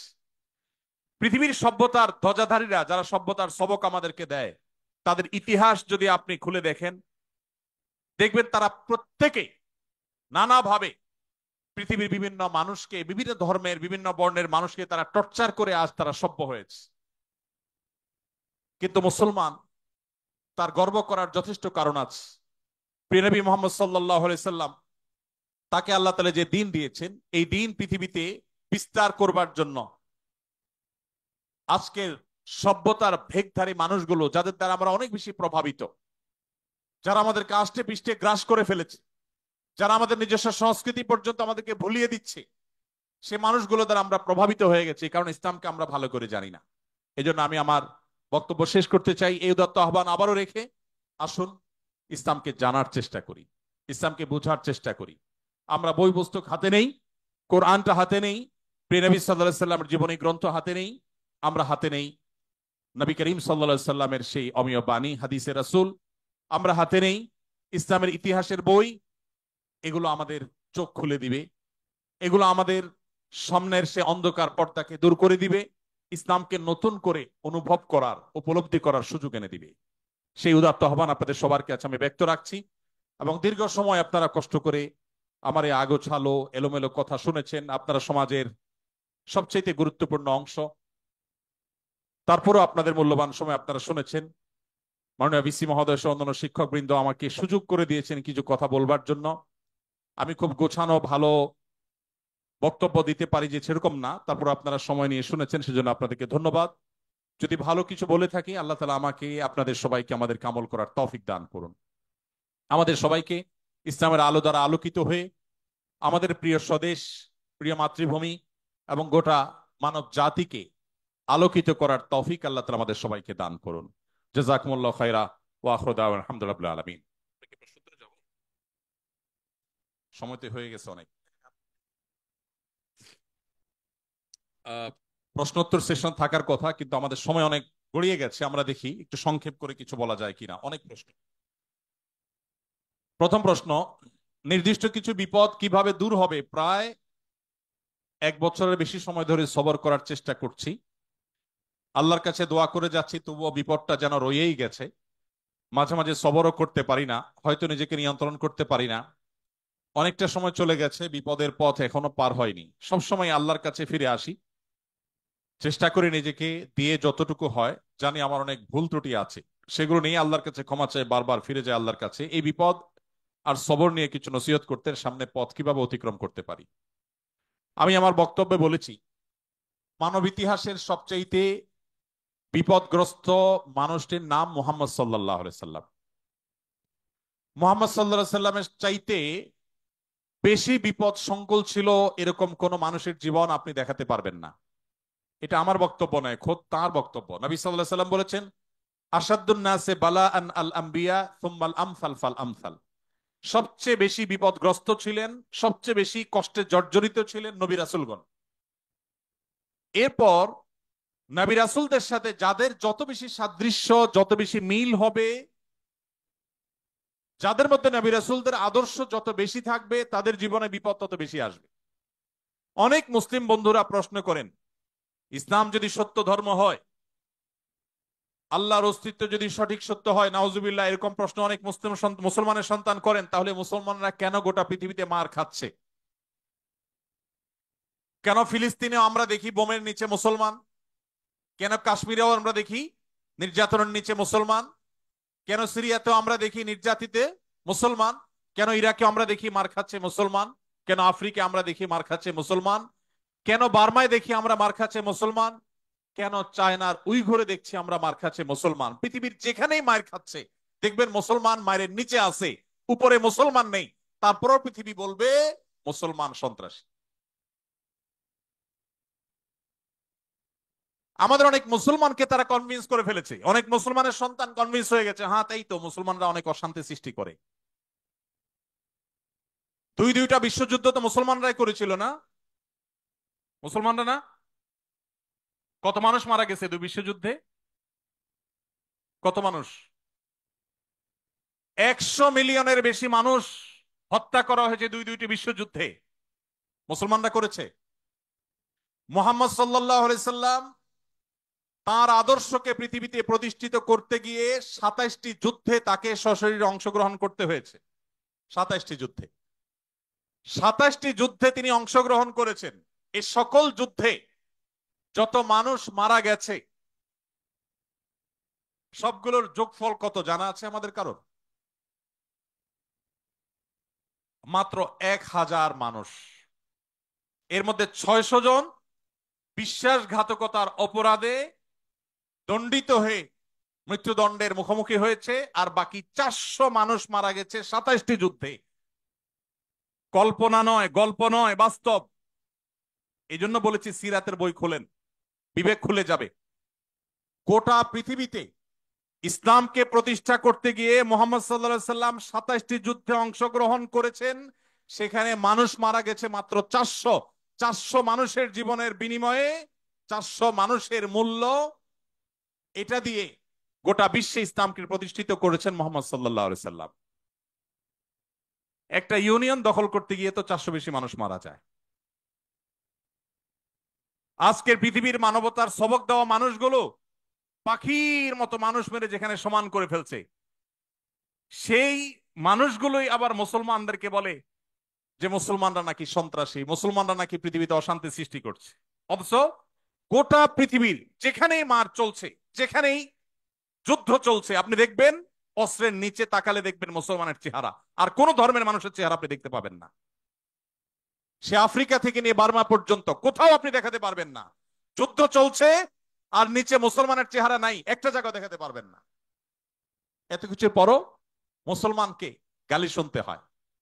ভাইরা আমার, তো মোহাম্মদ সাল্লাল্লাহু আলাইহি সাল্লাম, তার জীবন ছিল সবচেয়ে বেশি কষ্টের, সবচেয়ে জর্জরিত। এখনো মুসলমানরা সবচেয়ে শান্তিকামী, তারপরও তাদের সবচেয়ে বড় ব্লেমটা হজম করতে হয়, সবচেয়ে বড় মিথ্যা অভিযোগ তাদের উপরে করা হয়। অথচ মুসলমানরাই হলেন পৃথিবীর সবচাইতে শান্তিকামী, সবচাইতে শান্তিকামী। যেই কোনো বিচারে আপনি উন্মুক্ত মনে যদি বিচার করেন, আপনি দেখবেন যে পৃথিবীতে কোনো গণহত্যার সাথে পৃথিবীর ইতিহাসে মুসলমান শাসকদের বহু দোষ ছিল, বহু ত্রুটি ছিল, শতকণ্ঠে আপনি সমালোচনা করতে পারেন।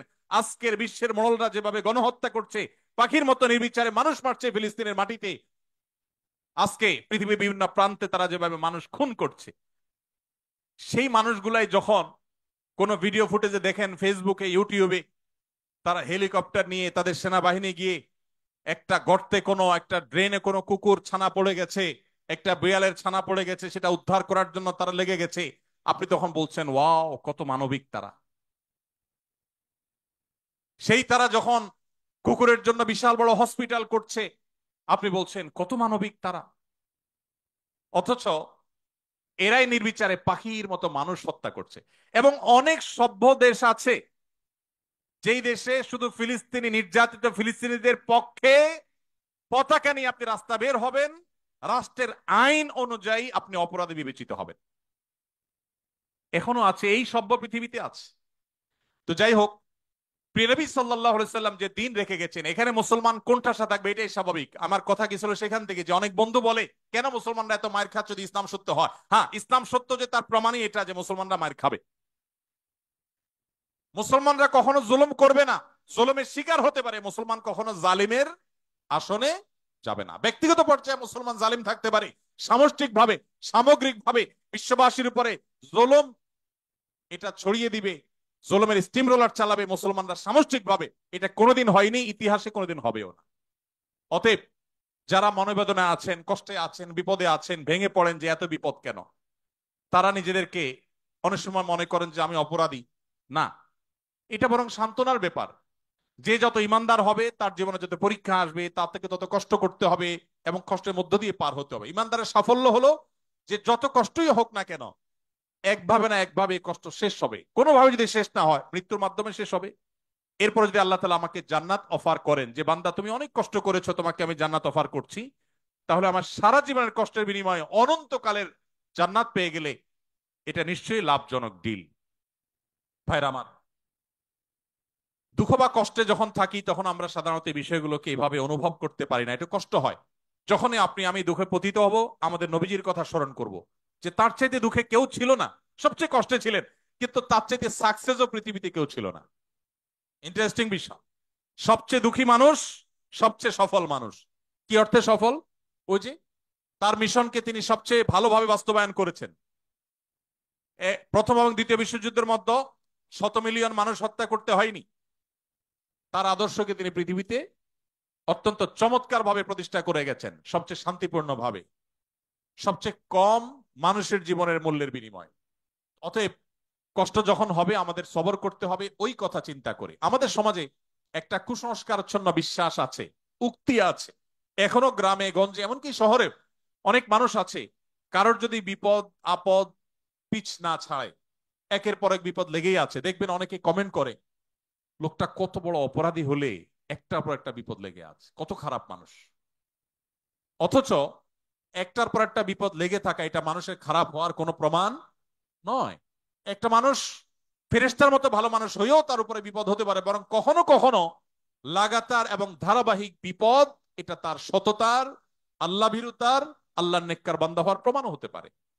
তো এই জন্য আমরা যারা বিপদগ্রস্ত আছি তাদের জন্য সান্ত্বনা হলেন নবী করিম সাল্লাল্লাহু আলাইহি সাল্লাম। আল্লাহ আমাদেরকে ধৈর্য ধারণ করার তৌফিক দান করুন। নিজের সাথে খারাপ কিছু হলে মনে প্রশ্ন তৈরি হয়, কেন আমার সাথেই এমন হলো, আমি কি দোষ করলাম? সেক্ষেত্রে আল্লাহকে এই ধরনের অভিযোগ দেওয়ার মতো পাপ করা থেকে কিভাবে বাঁচবো, কি কি করলে নিজের কষ্ট দূর হবে? এখানে অনেক প্রশ্ন আছে, যে প্রশ্নগুলো আল্লাহ সম্পর্কে অভিযোগ কেন্দ্রিক। আমাদের অনেক ভাইরা ইসলামটাকে ওই যে ভালো করে বোঝা হয় নাই, ইসলামটাকে ভালো করে শেখার সুযোগ হয়নি।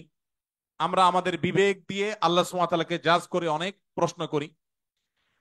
অনেক সময় আমাদের এরকম মনে হয় যে এত মানুষ থাকতে আল্লাহ আমাকেই বা কেন বিপদ দিলেন। একটু আগে যে প্রশ্নের উত্তরে আমরা বলেছি আল্লাহ তাআলা সবচেয়ে বেশি বিপদ দিয়েছেন তার রাসূলদেরকে, তার নবীদেরকে। তাহলে কি আল্লাহ নবী এবং রাসূলদেরকে আল্লাহ অপছন্দ করতেন? নাউজুবিল্লাহ। তাহলে কাউকে বিপদ দিয়ে তাকে যদি ভালো কিছু, তার চেয়ে ভালো কিছু আল্লাহ তাআলা দেন, তাহলে এই বিপদ বিপদ নয়। কোন ডাক্তার যদি কোনো রোগীকে অপারেশন থিয়েটারে নিয়ে যান, সবকিছু বেঁধে বুঝে তারপরে তাকে কাটাছেঁড়া করার জন্য প্রস্তুতি নেন, খোলা চোখে মেডিকেল সায়েন্স সম্পর্কে মিনিমাম ধারণা না থাকা মানুষের কাছে মনে হবে যে এই লোকটাকেই কেন বেঁধে এরকম কষ্ট দেয়া হচ্ছে। অথচ বাহ্যিক দৃষ্টিকোণ থেকে এটা কষ্ট দেয়া হলেও এটা মূলত তার জন্য উপকার করা। আল্লাহ রাব্বুল আলামিন বান্দাকে অনেক সময় পরীক্ষা করেন, অনেক সময় কষ্ট দেন। বান্দা যখন সেটাকে সবর করতে পারে, হজম করতে পারে, বিনিময়ে আল্লাহ রাব্বুল আলামিন তাকে এমন জিনিস দান করেন যা সে কল্পনাও করেনি।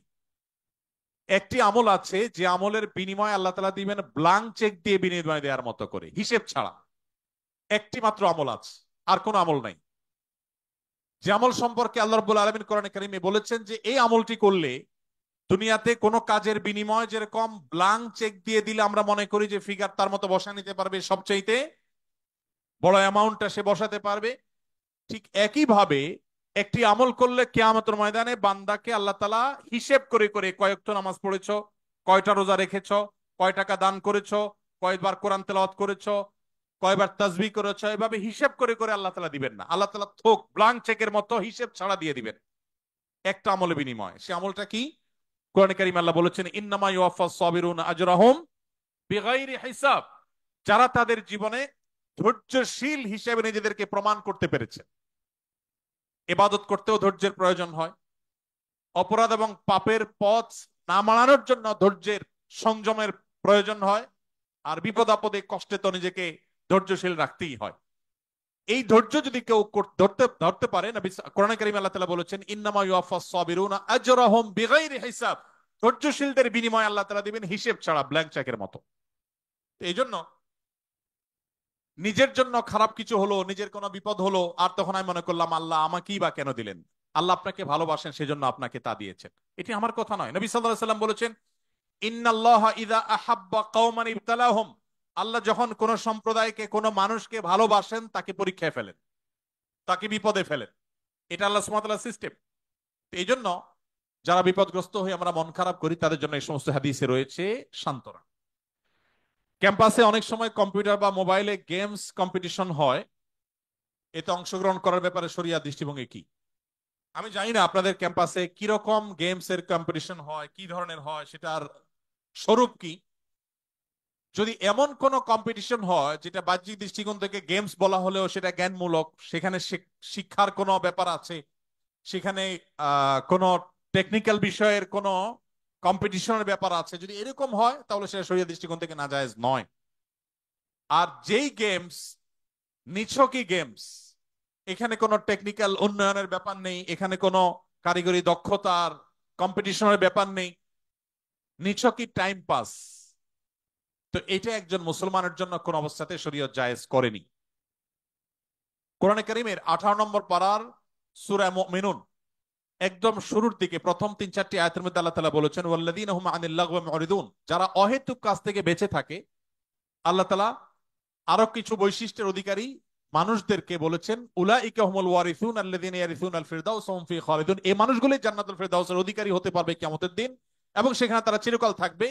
এই জান্নাতুল ফিরদাউসের অধিকারী মানুষদের বৈশিষ্ট্যের মধ্যে একটা হলো তারা অহেতুক কাজ করবে না। ইসলাম আমাদেরকে সেই ধরনের খেলাধুলার অনুমোদন করে, অ্যাপ্রিসিয়েট করে, যেগুলোতে আমাদের শারীরিক কসরত হয়, ব্যায়াম হয়, এক্সারসাইজ হয়, এবং সেখানে পারস্পরিক লেনদেন নেই, জুয়া নেই। আপনি যদি শরিয়ার সীমানার মধ্যে থেকে ফুটবল খেলেন, আপনি যদি শতরঞ্জ না থাকে, আপনি যদি শরিয়ার সীমানার মধ্যে থেকে ক্রিকেট খেলেন, সেখানে যদি আপনার টাকনোর নিচে কোনো পোশাক না যায়, আপনি যদি ব্যাডমিন্টন খেলেন, সেখানে যদি শরিয়ার কোনো সীমানা লঙ্ঘন না হয়, আপনি যদি এমন কোন খেলাধুলা করেন যে খেলাধুলার মধ্যে আপনার শারীরিক কসরত থাকে, শরীয়ত সেটাকে অনুমোদন করে। নবী করিম সাল্লাল্লাহু আলাইহি সাল্লাম কোথাও যাচ্ছিলেন, কিছু যুবক মিলে এরকম কোন একটা খেলাধুলা করছিলেন যেটা তাদের শারীরিক কসরত হয়, সেটা দেখে নবী করিম সাল্লাল্লাহু আলাইহি সাল্লামকে দেখে যখন তারা নিবৃত হয়ে গেল, নবী সাল্লাল্লাহু আলাইহি সাল্লাম তাদেরকে বললেন তোমরা থামলে কেন? এটা করো, শরীয়ত নিষেধ করেনি তোমাদেরকে। অতএব যে সমস্ত শারীরিক কসরত রয়েছে, এরকম খেলাধুলা আছে, সেগুলোকে অনুমোদন করেন, কারণ এগুলো আমাদেরকে মানসিক রিফ্রেশমেন্ট এনে দেয়। এর বিপরীতে যত গেমস আছে আজকের পৃথিবীতে, মোবাইলে হোক, কম্পিউটারে হোক, ট্যাবে হোক, যতভাবে হোক, এই গেমস গুলোর কোনোটি, এমনকি অফলাইনে যে সমস্ত গেমস আছে, তাস খেলা, ক্যারাম খেলা, আর অনেক খেলাধুলা আছে যে খেলাগুলোতে আসলে শারীরিক কোনো কসরত নাই, এগুলোকে শরীয়ত অনর্থক কাজ হিসাবে বিবেচিত করে এবং এগুলোর জন্য কিয়ামতের ময়দানে আল্লাহর কাছে জবাবদিহি করতে হবে, এগুলো গুনাহ। সমস্ত উলামায়ে কেরাম একমত। এই সমস্ত খেলাধুলো, সেটা লুডো বলেন বা অন্য যত রকমের খেলাধুলা আছে অনলাইনে অফলাইনে, এগুলো মানুষকে মানসিকভাবে আরো ভারাক্রান্ত করে দেয়, মানুষকে আরো বোর করে দেয়। এই ধরনের খেলাধুলা করার পর আপনার মধ্যে মানসিক রিফ্রেশমেন্ট কখনো আপনি পাবেন না, কখনো আপনি রিফ্রেশ বা ফ্রেশনেস আপনি কখনো অনুভব করবেন না। এই জন্য শরীয়ত এগুলাকে নিষেধ করে। অতএব আপনার এখানে কি ধরনের কম্পিটিশন আমি জানি না, আমি শুধুমাত্র মৌলিক কথা বলে রাখলাম। বেশিরভাগ সময় অসুস্থতার বিপদ আপদে লেগেই থাকে, ট্রিটমেন্টের সাথে সবরও করছি চরম সীমা পর্যন্ত, তবুও মানব দেহ তো এত এত বিপদে ফরজ ইবাদত গুলো ছুটে যায়, যখনই ছুটে ছুটে তীব্র খারাপ লাগা কাজ করে, মন ছটফট করে আল্লাহর ইবাদত করার জন্য। কখনো পারি কখনো পারি না, কত দিনই ভাইদেরকে দেখি মাশাআল্লাহ কত দিনই জ্ঞান, আমিও জ্ঞান চর্চা করতে চাই কিন্তু পারি না। আচ্ছা, আল্লাহ কি আমায় পরীক্ষা করছেন নাকি আযাব দিচ্ছেন? কখন বুঝবো কোনটায় আছি, আযাব নাকি পরীক্ষা? দেখুন, আল্লাহ রাব্বুল আলামিন আমাদেরকে যখন কষ্টে ফেলেন, সেটা একাধারে আল্লাহর পক্ষ থেকে আমার কোন কৃতকর্মের ফলস্বরূপ আযাব হতে পারে, আবার পরীক্ষা হতে পারে আমার মর্যাদা বৃদ্ধির জন্য, আবার আল্লাহ সুবহানাহু ওয়া তাআলা আমার কোনো ভুলকে ক্ষমা করার জন্য এই কষ্টটা দিতে পারেন যে আমি সবর করলে আল্লাহ মাফ করবেন। ইমানদারের কোনো বিপদ যদি সে ধৈর্য ধারণ করতে পারে, কোনোটাই তার জন্য ক্ষতির কারণ নয়। কোনো মানুষ যদি সুস্থ থাকা অবস্থায় কোনো ইবাদতবন্দি করতেন, অসুস্থ হওয়ার পর তিনি আর করতে পারেন না, আল্লাহ রাব্বুল আলামিন তাকে সুস্থ অবস্থায় করলে যে পরিমাণ সওয়াব দিতেন, অসুস্থ অবস্থায় করতে না পারার কারণেও আল্লাহ তাআলা তাকে সমান সওয়াব তাকে দিবেন।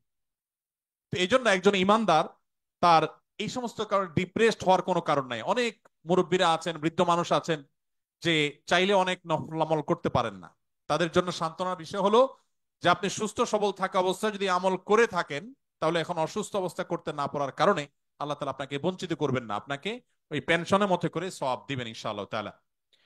এরপরে প্রশ্ন হলো, ইসলাম অনুযায়ী কোনো ব্যক্তি যদি অমুসলিম অবস্থায় বা কালেমা না পড়ে মৃত্যুবরণ করে, তাহলে সে জাহান্নামে যাবে, কিন্তু অন্য ধর্ম অনুযায়ী জান্নাত বা স্বর্গে যাওয়ার জন্য শর্ত হচ্ছে ভালো কাজ করা, অন্যের ক্ষতি না করা। বিভিন্ন ধর্মের পণ্ডিত ব্যক্তিরাই, যাদের নিজের ধর্ম সহ অনেক ধর্মের জ্ঞান আছে, তারা এত জ্ঞানী হওয়া সত্ত্বেও ইসলামের সত্য উপলব্ধি করতে পারে না। সেখানে একজন স্বল্প জ্ঞানী বা অশিক্ষিত ব্যক্তির ধর্ম সম্পর্কে স্টাডি করে সত্য খুঁজে পাওয়ার বা চাওয়ার সম্ভাবনা বা সদিচ্ছা তো অনেক কঠিন বা কাল্পনিক। আবার পরিবেশের সমাজ ব্যবস্থাও মানুষের মনস্তত্ত্বের উপর অনেক প্রভাব ফেলে, এবং সাধারণ ব্যক্তি তো আর নবী বা উলিয়া উলিয়া পর্যায়ের না যে সে গভীর চিন্তায় সত্য খোঁজার ব্যাপারে নিমগ্ন থাকবে। এমত অবস্থায় অমুসলিম দেশের সাধারণ ব্যক্তি, যার যৌক্তিক চিন্তার ক্ষমতা কম, এমন ব্যক্তি ভালো কাজ করার পরও জাহান্নামে যাওয়া কি ইসলামে অনেক কঠিন বা কট্টর বর্বর বানায় না? বা এই ধরনের আইন বা আদেশের ব্যাখ্যা কি ইসলামে যেখানে ইসলাম মানে যৌক্তিক ও শান্তির ধর্ম? অনেক দীর্ঘ প্রশ্ন, কিন্তু প্রশ্নটা পরিষ্কার। আমাদের কোন মুসলিম ভাইয়ের মনে প্রশ্ন জাগতে পারে যে অন্য ধর্মাবলম্বীরা আল্লাহর প্রতি ঈমান না আনার কারণে সে জাহান্নামে যাবে কেন? সে তো অনেক ভালো কাজ করেছে। অনেকে প্রশ্ন করে, বিদ্যুৎ যে আবিষ্কার করেছে, তার আবিষ্কৃত বিদ্যুতের লাইট দিয়ে কোরআন পড়ে আপনি জান্নাতে যাবেন, আর সে বেঈমান হওয়ার কারণে জান্নাতে যাবে না, কেমন কথা? অনেকে প্রশ্ন করেন না? অনেকে প্রশ্ন করেন। এই টাইপের আরো অনেক প্রশ্ন আছে, আমি আর উদাহরণে যাচ্ছি না, একটা দিয়ে আপনারা আশা করি বুঝতে পেরেছেন। খুব ইন্টারেস্টিং প্রশ্ন কিন্তু। যার বিদ্যুতের আলো দিয়ে কোরআন পড়ে পড়ে আপনি জান্নাতে যাবেন, সেই বিদ্যুতের আবিষ্কারক তিনি শুধু মুসলিম না হওয়ার কারণে জান্নাতে যাবেন না, কেমন যৌক্তিক কথা? আপনারা অনেক সময় দেখবেন সোশ্যাল মিডিয়াতে কোন অমুসলিম খেলোয়াড় মারা গেছে বা অমুসলিম কোন বড় স্টার তারকা মারা গেছে, তো লেখা হয় RIP, রেস্ট ইন পিস। এটা লিখলেও হুজুররা বাগড়া বাঁধে, হুজুরদের জ্বালায় আসলে কোথাও থাকার উপায় নেই। তো RIP লেখছে পোলাপান, সেখানে হুজুরা বলে না, জায়েজ নাই, একজন অমুসলিম তাকে কেন আপনি রেস্ট ইন পিস বা জান্নাতে আরামে ঘুমাও এটা বলতে পারেন? এই যে প্রশ্নটা, এই প্রশ্নটার অনেক টেকনিক্যাল উত্তর দেওয়া যায়, আমি একটা সংক্ষেপে খুব সহজ উত্তর দিই। আমি খুব সাদামাটা মানুষ, একজন টিপিক্যাল হুজুর, আপনারা সব শিক্ষিত মানুষ। দেখেন, বিদ্যুৎ যিনি আবিষ্কার করেছেন, বা আপনি যে অমুসলিমের কথা বলছেন, যিনি ব্যক্তিগতভাবে অনেক ভালো মানুষ, অনেক কিছু, বাট ইমানটা নাই, অন্য ধর্মাবলম্বী কোনো মানুষ, তাকে জীবদ্দশা যদি আপনি বলতেন ভাই চলেন জান্নাতে যাই, তিনি কিভাবে নিতেন এই কথাটাকে? আমি কি বোঝাতে পারি নাই আপনাদের? একজন অন্য ধর্মাবলম্বী, ধরেন একজন খেলোয়াড়ের নাম বলো না, মুসলিম, মেসি, আপনি তো যায় বলেন মেসি ভাই চলো এসব বাদশা দিয়ে চলো জান্নাতে যাই, আপনার এই কথাটা কি সে ভালোভাবে নিবে? নিবে?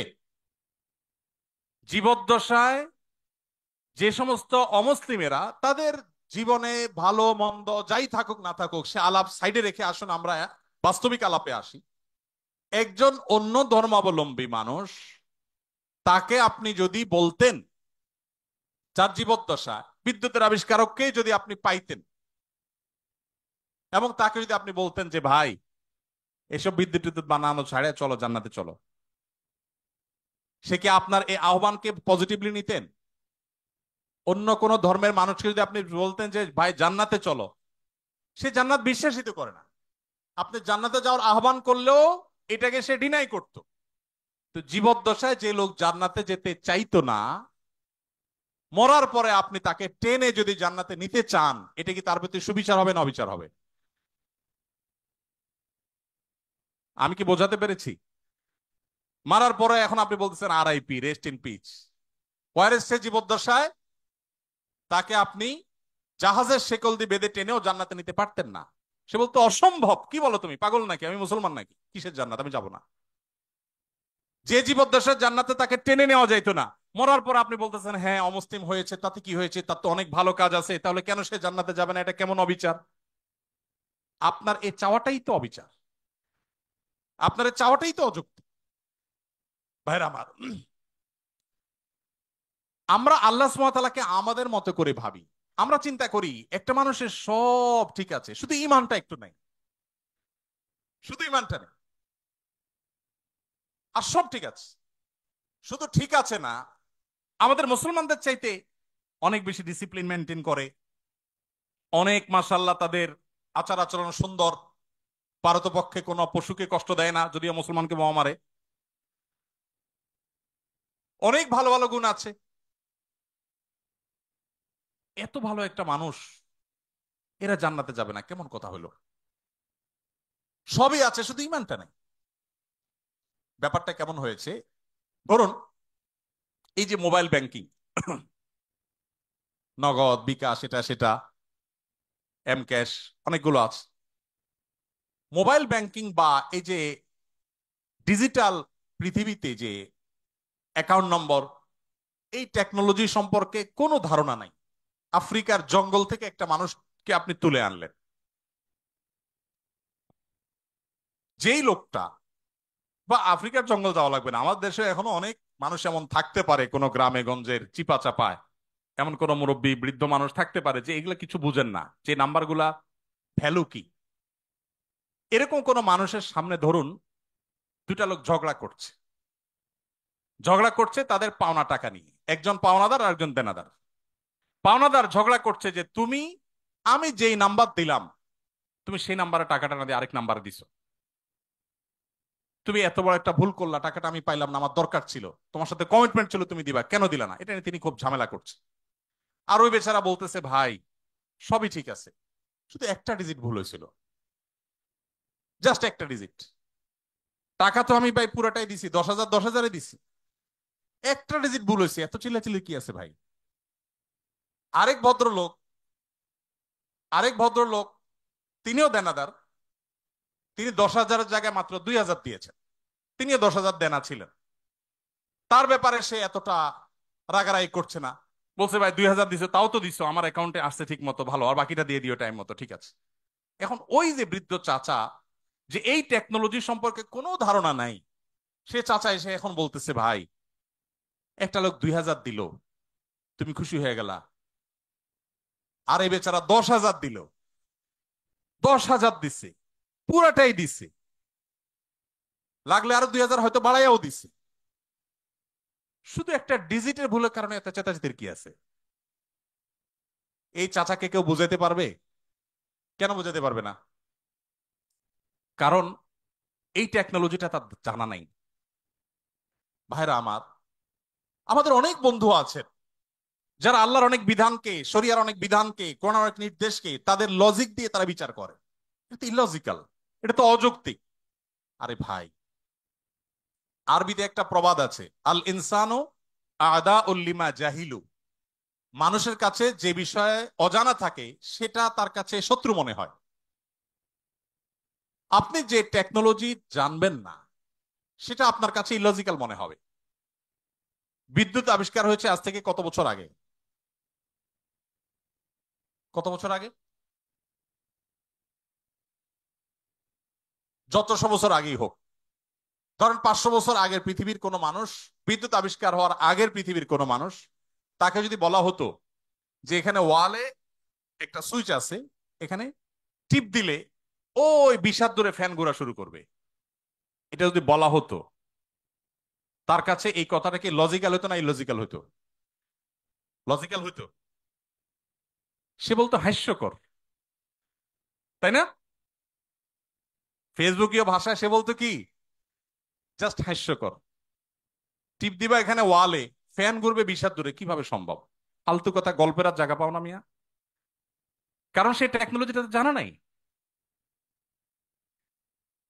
মানুষের তৈরি টেকনোলজি সম্পর্কে এতটুকু গ্যাপ থাকার কারণে যদি কোনো কিছু তার কাছে ইলজিক্যাল মনে হয়, মানুষের সৃষ্টিকর্তা, মানুষের এই ব্রেইনের সৃষ্টিকর্তা আল্লাহ রব্বুল আলমিনের কাছে তার কোনো আদেশ, তার কোনো নিষেধ, এটার যৌক্তিকতা বাহ্যিক দৃষ্টিকোণে আমার বুঝে আসছে না, তার টেকনোলজি আমি ধরতে পারছি না। ওই যে একটা ডিজিটে বললে কি হয়েছে, শুধু ইমান নাই তাতে কি হয়েছে, এই টাইপের কথাবার্তা অনেকটা সেরকম শিশু সুলভ কথাবার্তা। আল্লাহ তাআলা আমাদেরকে বুঝার তৌফিক দান করুন। ভাইরা আমার, অনেক কথাই বলা যাবে, সময় অনেক গড়িয়ে গেছে, রাত হয়েছে, আমাদের যেতে হবে, ফজর নামাজ পড়তে হবে। ইমানটা আসলে, আসলে সারেন্ডার করার নাম, আত্মসমর্পণ করার নাম। মানুষ নিজের বিবেক বুদ্ধি দিয়ে আল্লাহ তাআলাকে জাজ করতে চায়। আমাদের তরুণরা, আপনারা বয়সে বেশিরভাগ, এখানে আমাদের টিচারদার যারা আছেন আমার পিতৃতুল্য, বড় ভাই তুল্য, তারা বাদে বাকি যারা আছেন সবাই স্টুডেন্ট। আপনারা এই বয়সটাতে অনেক হেয়ালিপনা আসে।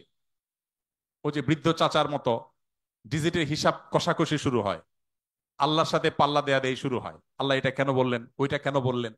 ভাই, আল্লাহ রাব্বুল আলামিন, কেউ যদি অমুসলিমের ঘরে জন্ম নেয়, আল্লাহ তাআলাকে যদি সুস্থ বিবেক বুদ্ধি দিয়ে থাকেন, তিনি অসুস্থ না হন মানসিকভাবে, শুধুমাত্র তার কাছে এই জিজ্ঞাসা থাকবে তার বিবেক তার সৃষ্টিকর্তার পথে তারে পথ নির্দেশ করেছে কি করে নাই। যদি করে থাকে, আল্লাহর একত্ববাদের বিশ্বাসটা শুধু থাকে, আর কোন বিধান আল্লাহর নাও মানে, গতানুগতিকভাবে সে মুসলমান নাও হয়, তার কাছে ইসলামের দাওয়াত যদি না যায়, তাহলে সে ইসলামের শরীয়ত দৃষ্টিকোণ থেকে মুক্তি পেয়ে যাবে আখিরাতে। আল্লাহ তাআলা কারোর প্রতি জুলুম করবেন না, কারোর প্রতি জুলুম করবেন না। এই টাইপের অনেক প্রশ্ন আছে।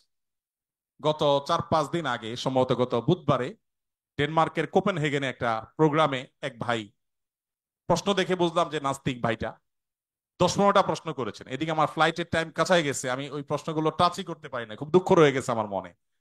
এই সবগুলো প্রশ্নের গোড়া এক জায়গায়, সেটা হলো যে নিজের বিবেক দিয়ে আল্লাহকে বোঝার চেষ্টা করা।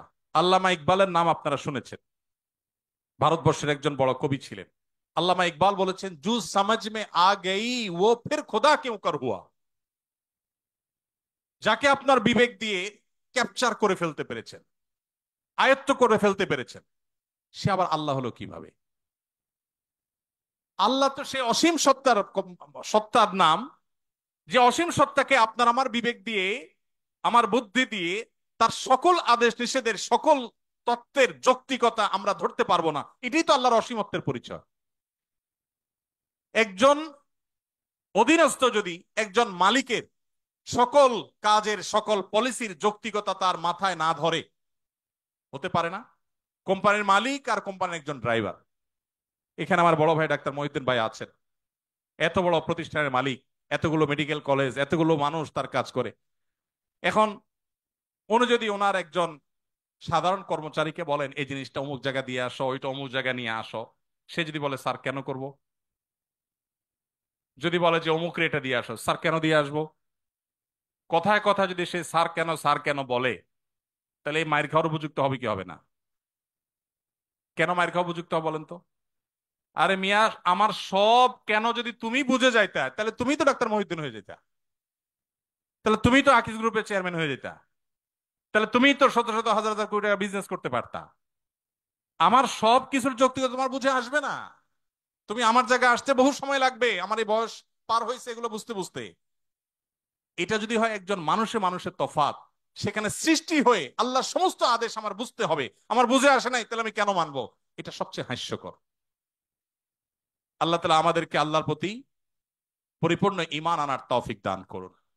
কিয়ামতের আগে এক এক ঝড়ে কত মানুষ বেঈমান হয়ে যাবে, নবী সাল্লাল্লাহু আলাইহি সাল্লাম বলেছেন। ভাইরা আমার, আপনারা দেশের কর্ণধার, আপনারা আমাদের আগামীর ভবিষ্যৎ।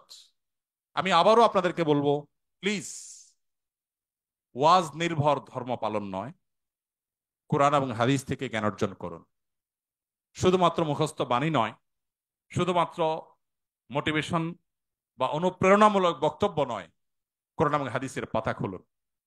আমি খুব আনন্দিত হই যখন দেখি ইউরোপে, আমেরিকাতে, জাপানে, কোরিয়াতে, বিভিন্ন দেশে আমাদের বুয়েটের, কুয়েটের, চুয়েটের, ডুয়েটের ভাইরা সেসব জায়গাতে ইসলাম নিয়ে এত চমৎকার ভাবে গবেষণা করছেন, পড়াশোনা করছেন, স্টাডি সার্কেল করছেন, ইসলাম বিভিন্ন অর্গানাইজেশন খুলছেন, ভালো ভালো কাজ করছেন। আমার বুকটা ভরে ওঠে, আমি ঈর্ষান্বিত হই যে আমি গতানুগতিক মাদ্রাসা পড়ুয়া হয়েও জান্নাতের দৌড়ে, ইসলাম প্রচারের দৌড়ে কোনো কোনো ক্ষেত্রে মনে হয় আমার এই সমস্ত ভাইরা অনেকে আমার চেয়ে এগিয়ে আছে। আজকে আপনারা যারা আমার কথা শুনছেন, আমি আপনাদের সবাইকে, আমার বোনরা যারা আমার পর্দার আড়াল থেকে আমার কথা শুনছেন, আপনাদের সবাইকে আমাদের আহ্বান রাখতে চাই। আপনি বাঘের বাচ্চা মুসলমান, আপনি ওমর রাদিয়াল্লাহু তাআলার সন্তান, আবু বকরের সন্তান, আপনি স্পেন বিজয়ী তারেক বিন জিয়াদের সন্তান। মেডিকেল সায়েন্স থেকে নিয়ে কোরআনিক সায়েন্স পর্যন্ত এমন কোন সেক্টর না যে সেক্টরে মুসলমানদের সোনালী অতীত ছিল না।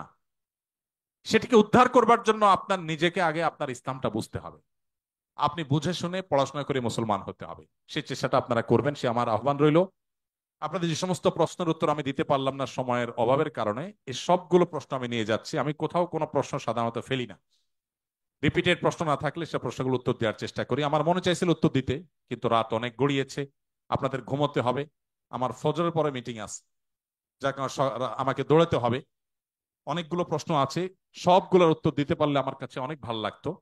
উত্তর আমি দেব, তবে সেটা আজকে দিতে পারলাম না। আমাদের শুক্রবারে যে লাইভ অনুষ্ঠান হয় আমাদের ভেরিফাইড ফেসবুক পেজে, ইনশাল্লাহ সেখানে আপনাদের এই প্রশ্নগুলোকে প্রায়োরিটি দিয়ে আমরা ইনশাল্লাহ উত্তর দেওয়ার চেষ্টা করব। আর তাছাড়া ওয়াজ মাহফিল বা ধর্মীয় আলোচনায় একটা স্টাইল আছে। স্টাইলটা হলো স্টাইলটা হলো সব কথা এক বছর বলে ফেললে পরের বছর আর দাওয়াত পাওয়া যায় না। সো আমি ভিসি স্যার সহ অন্যান্য স্যাররা এবং আমাদের ছাত্র বন্ধুদের কাছে সে একই স্টাইলে বিদায় নিচ্ছি ইনশাআল্লাহ। বাকি প্রশ্নগুলোর উত্তর আগামী বছর ইনশাআল্লাহ। জাযাকুমুল্লাহ খাইর, ধন্যবাদ সবাইকে।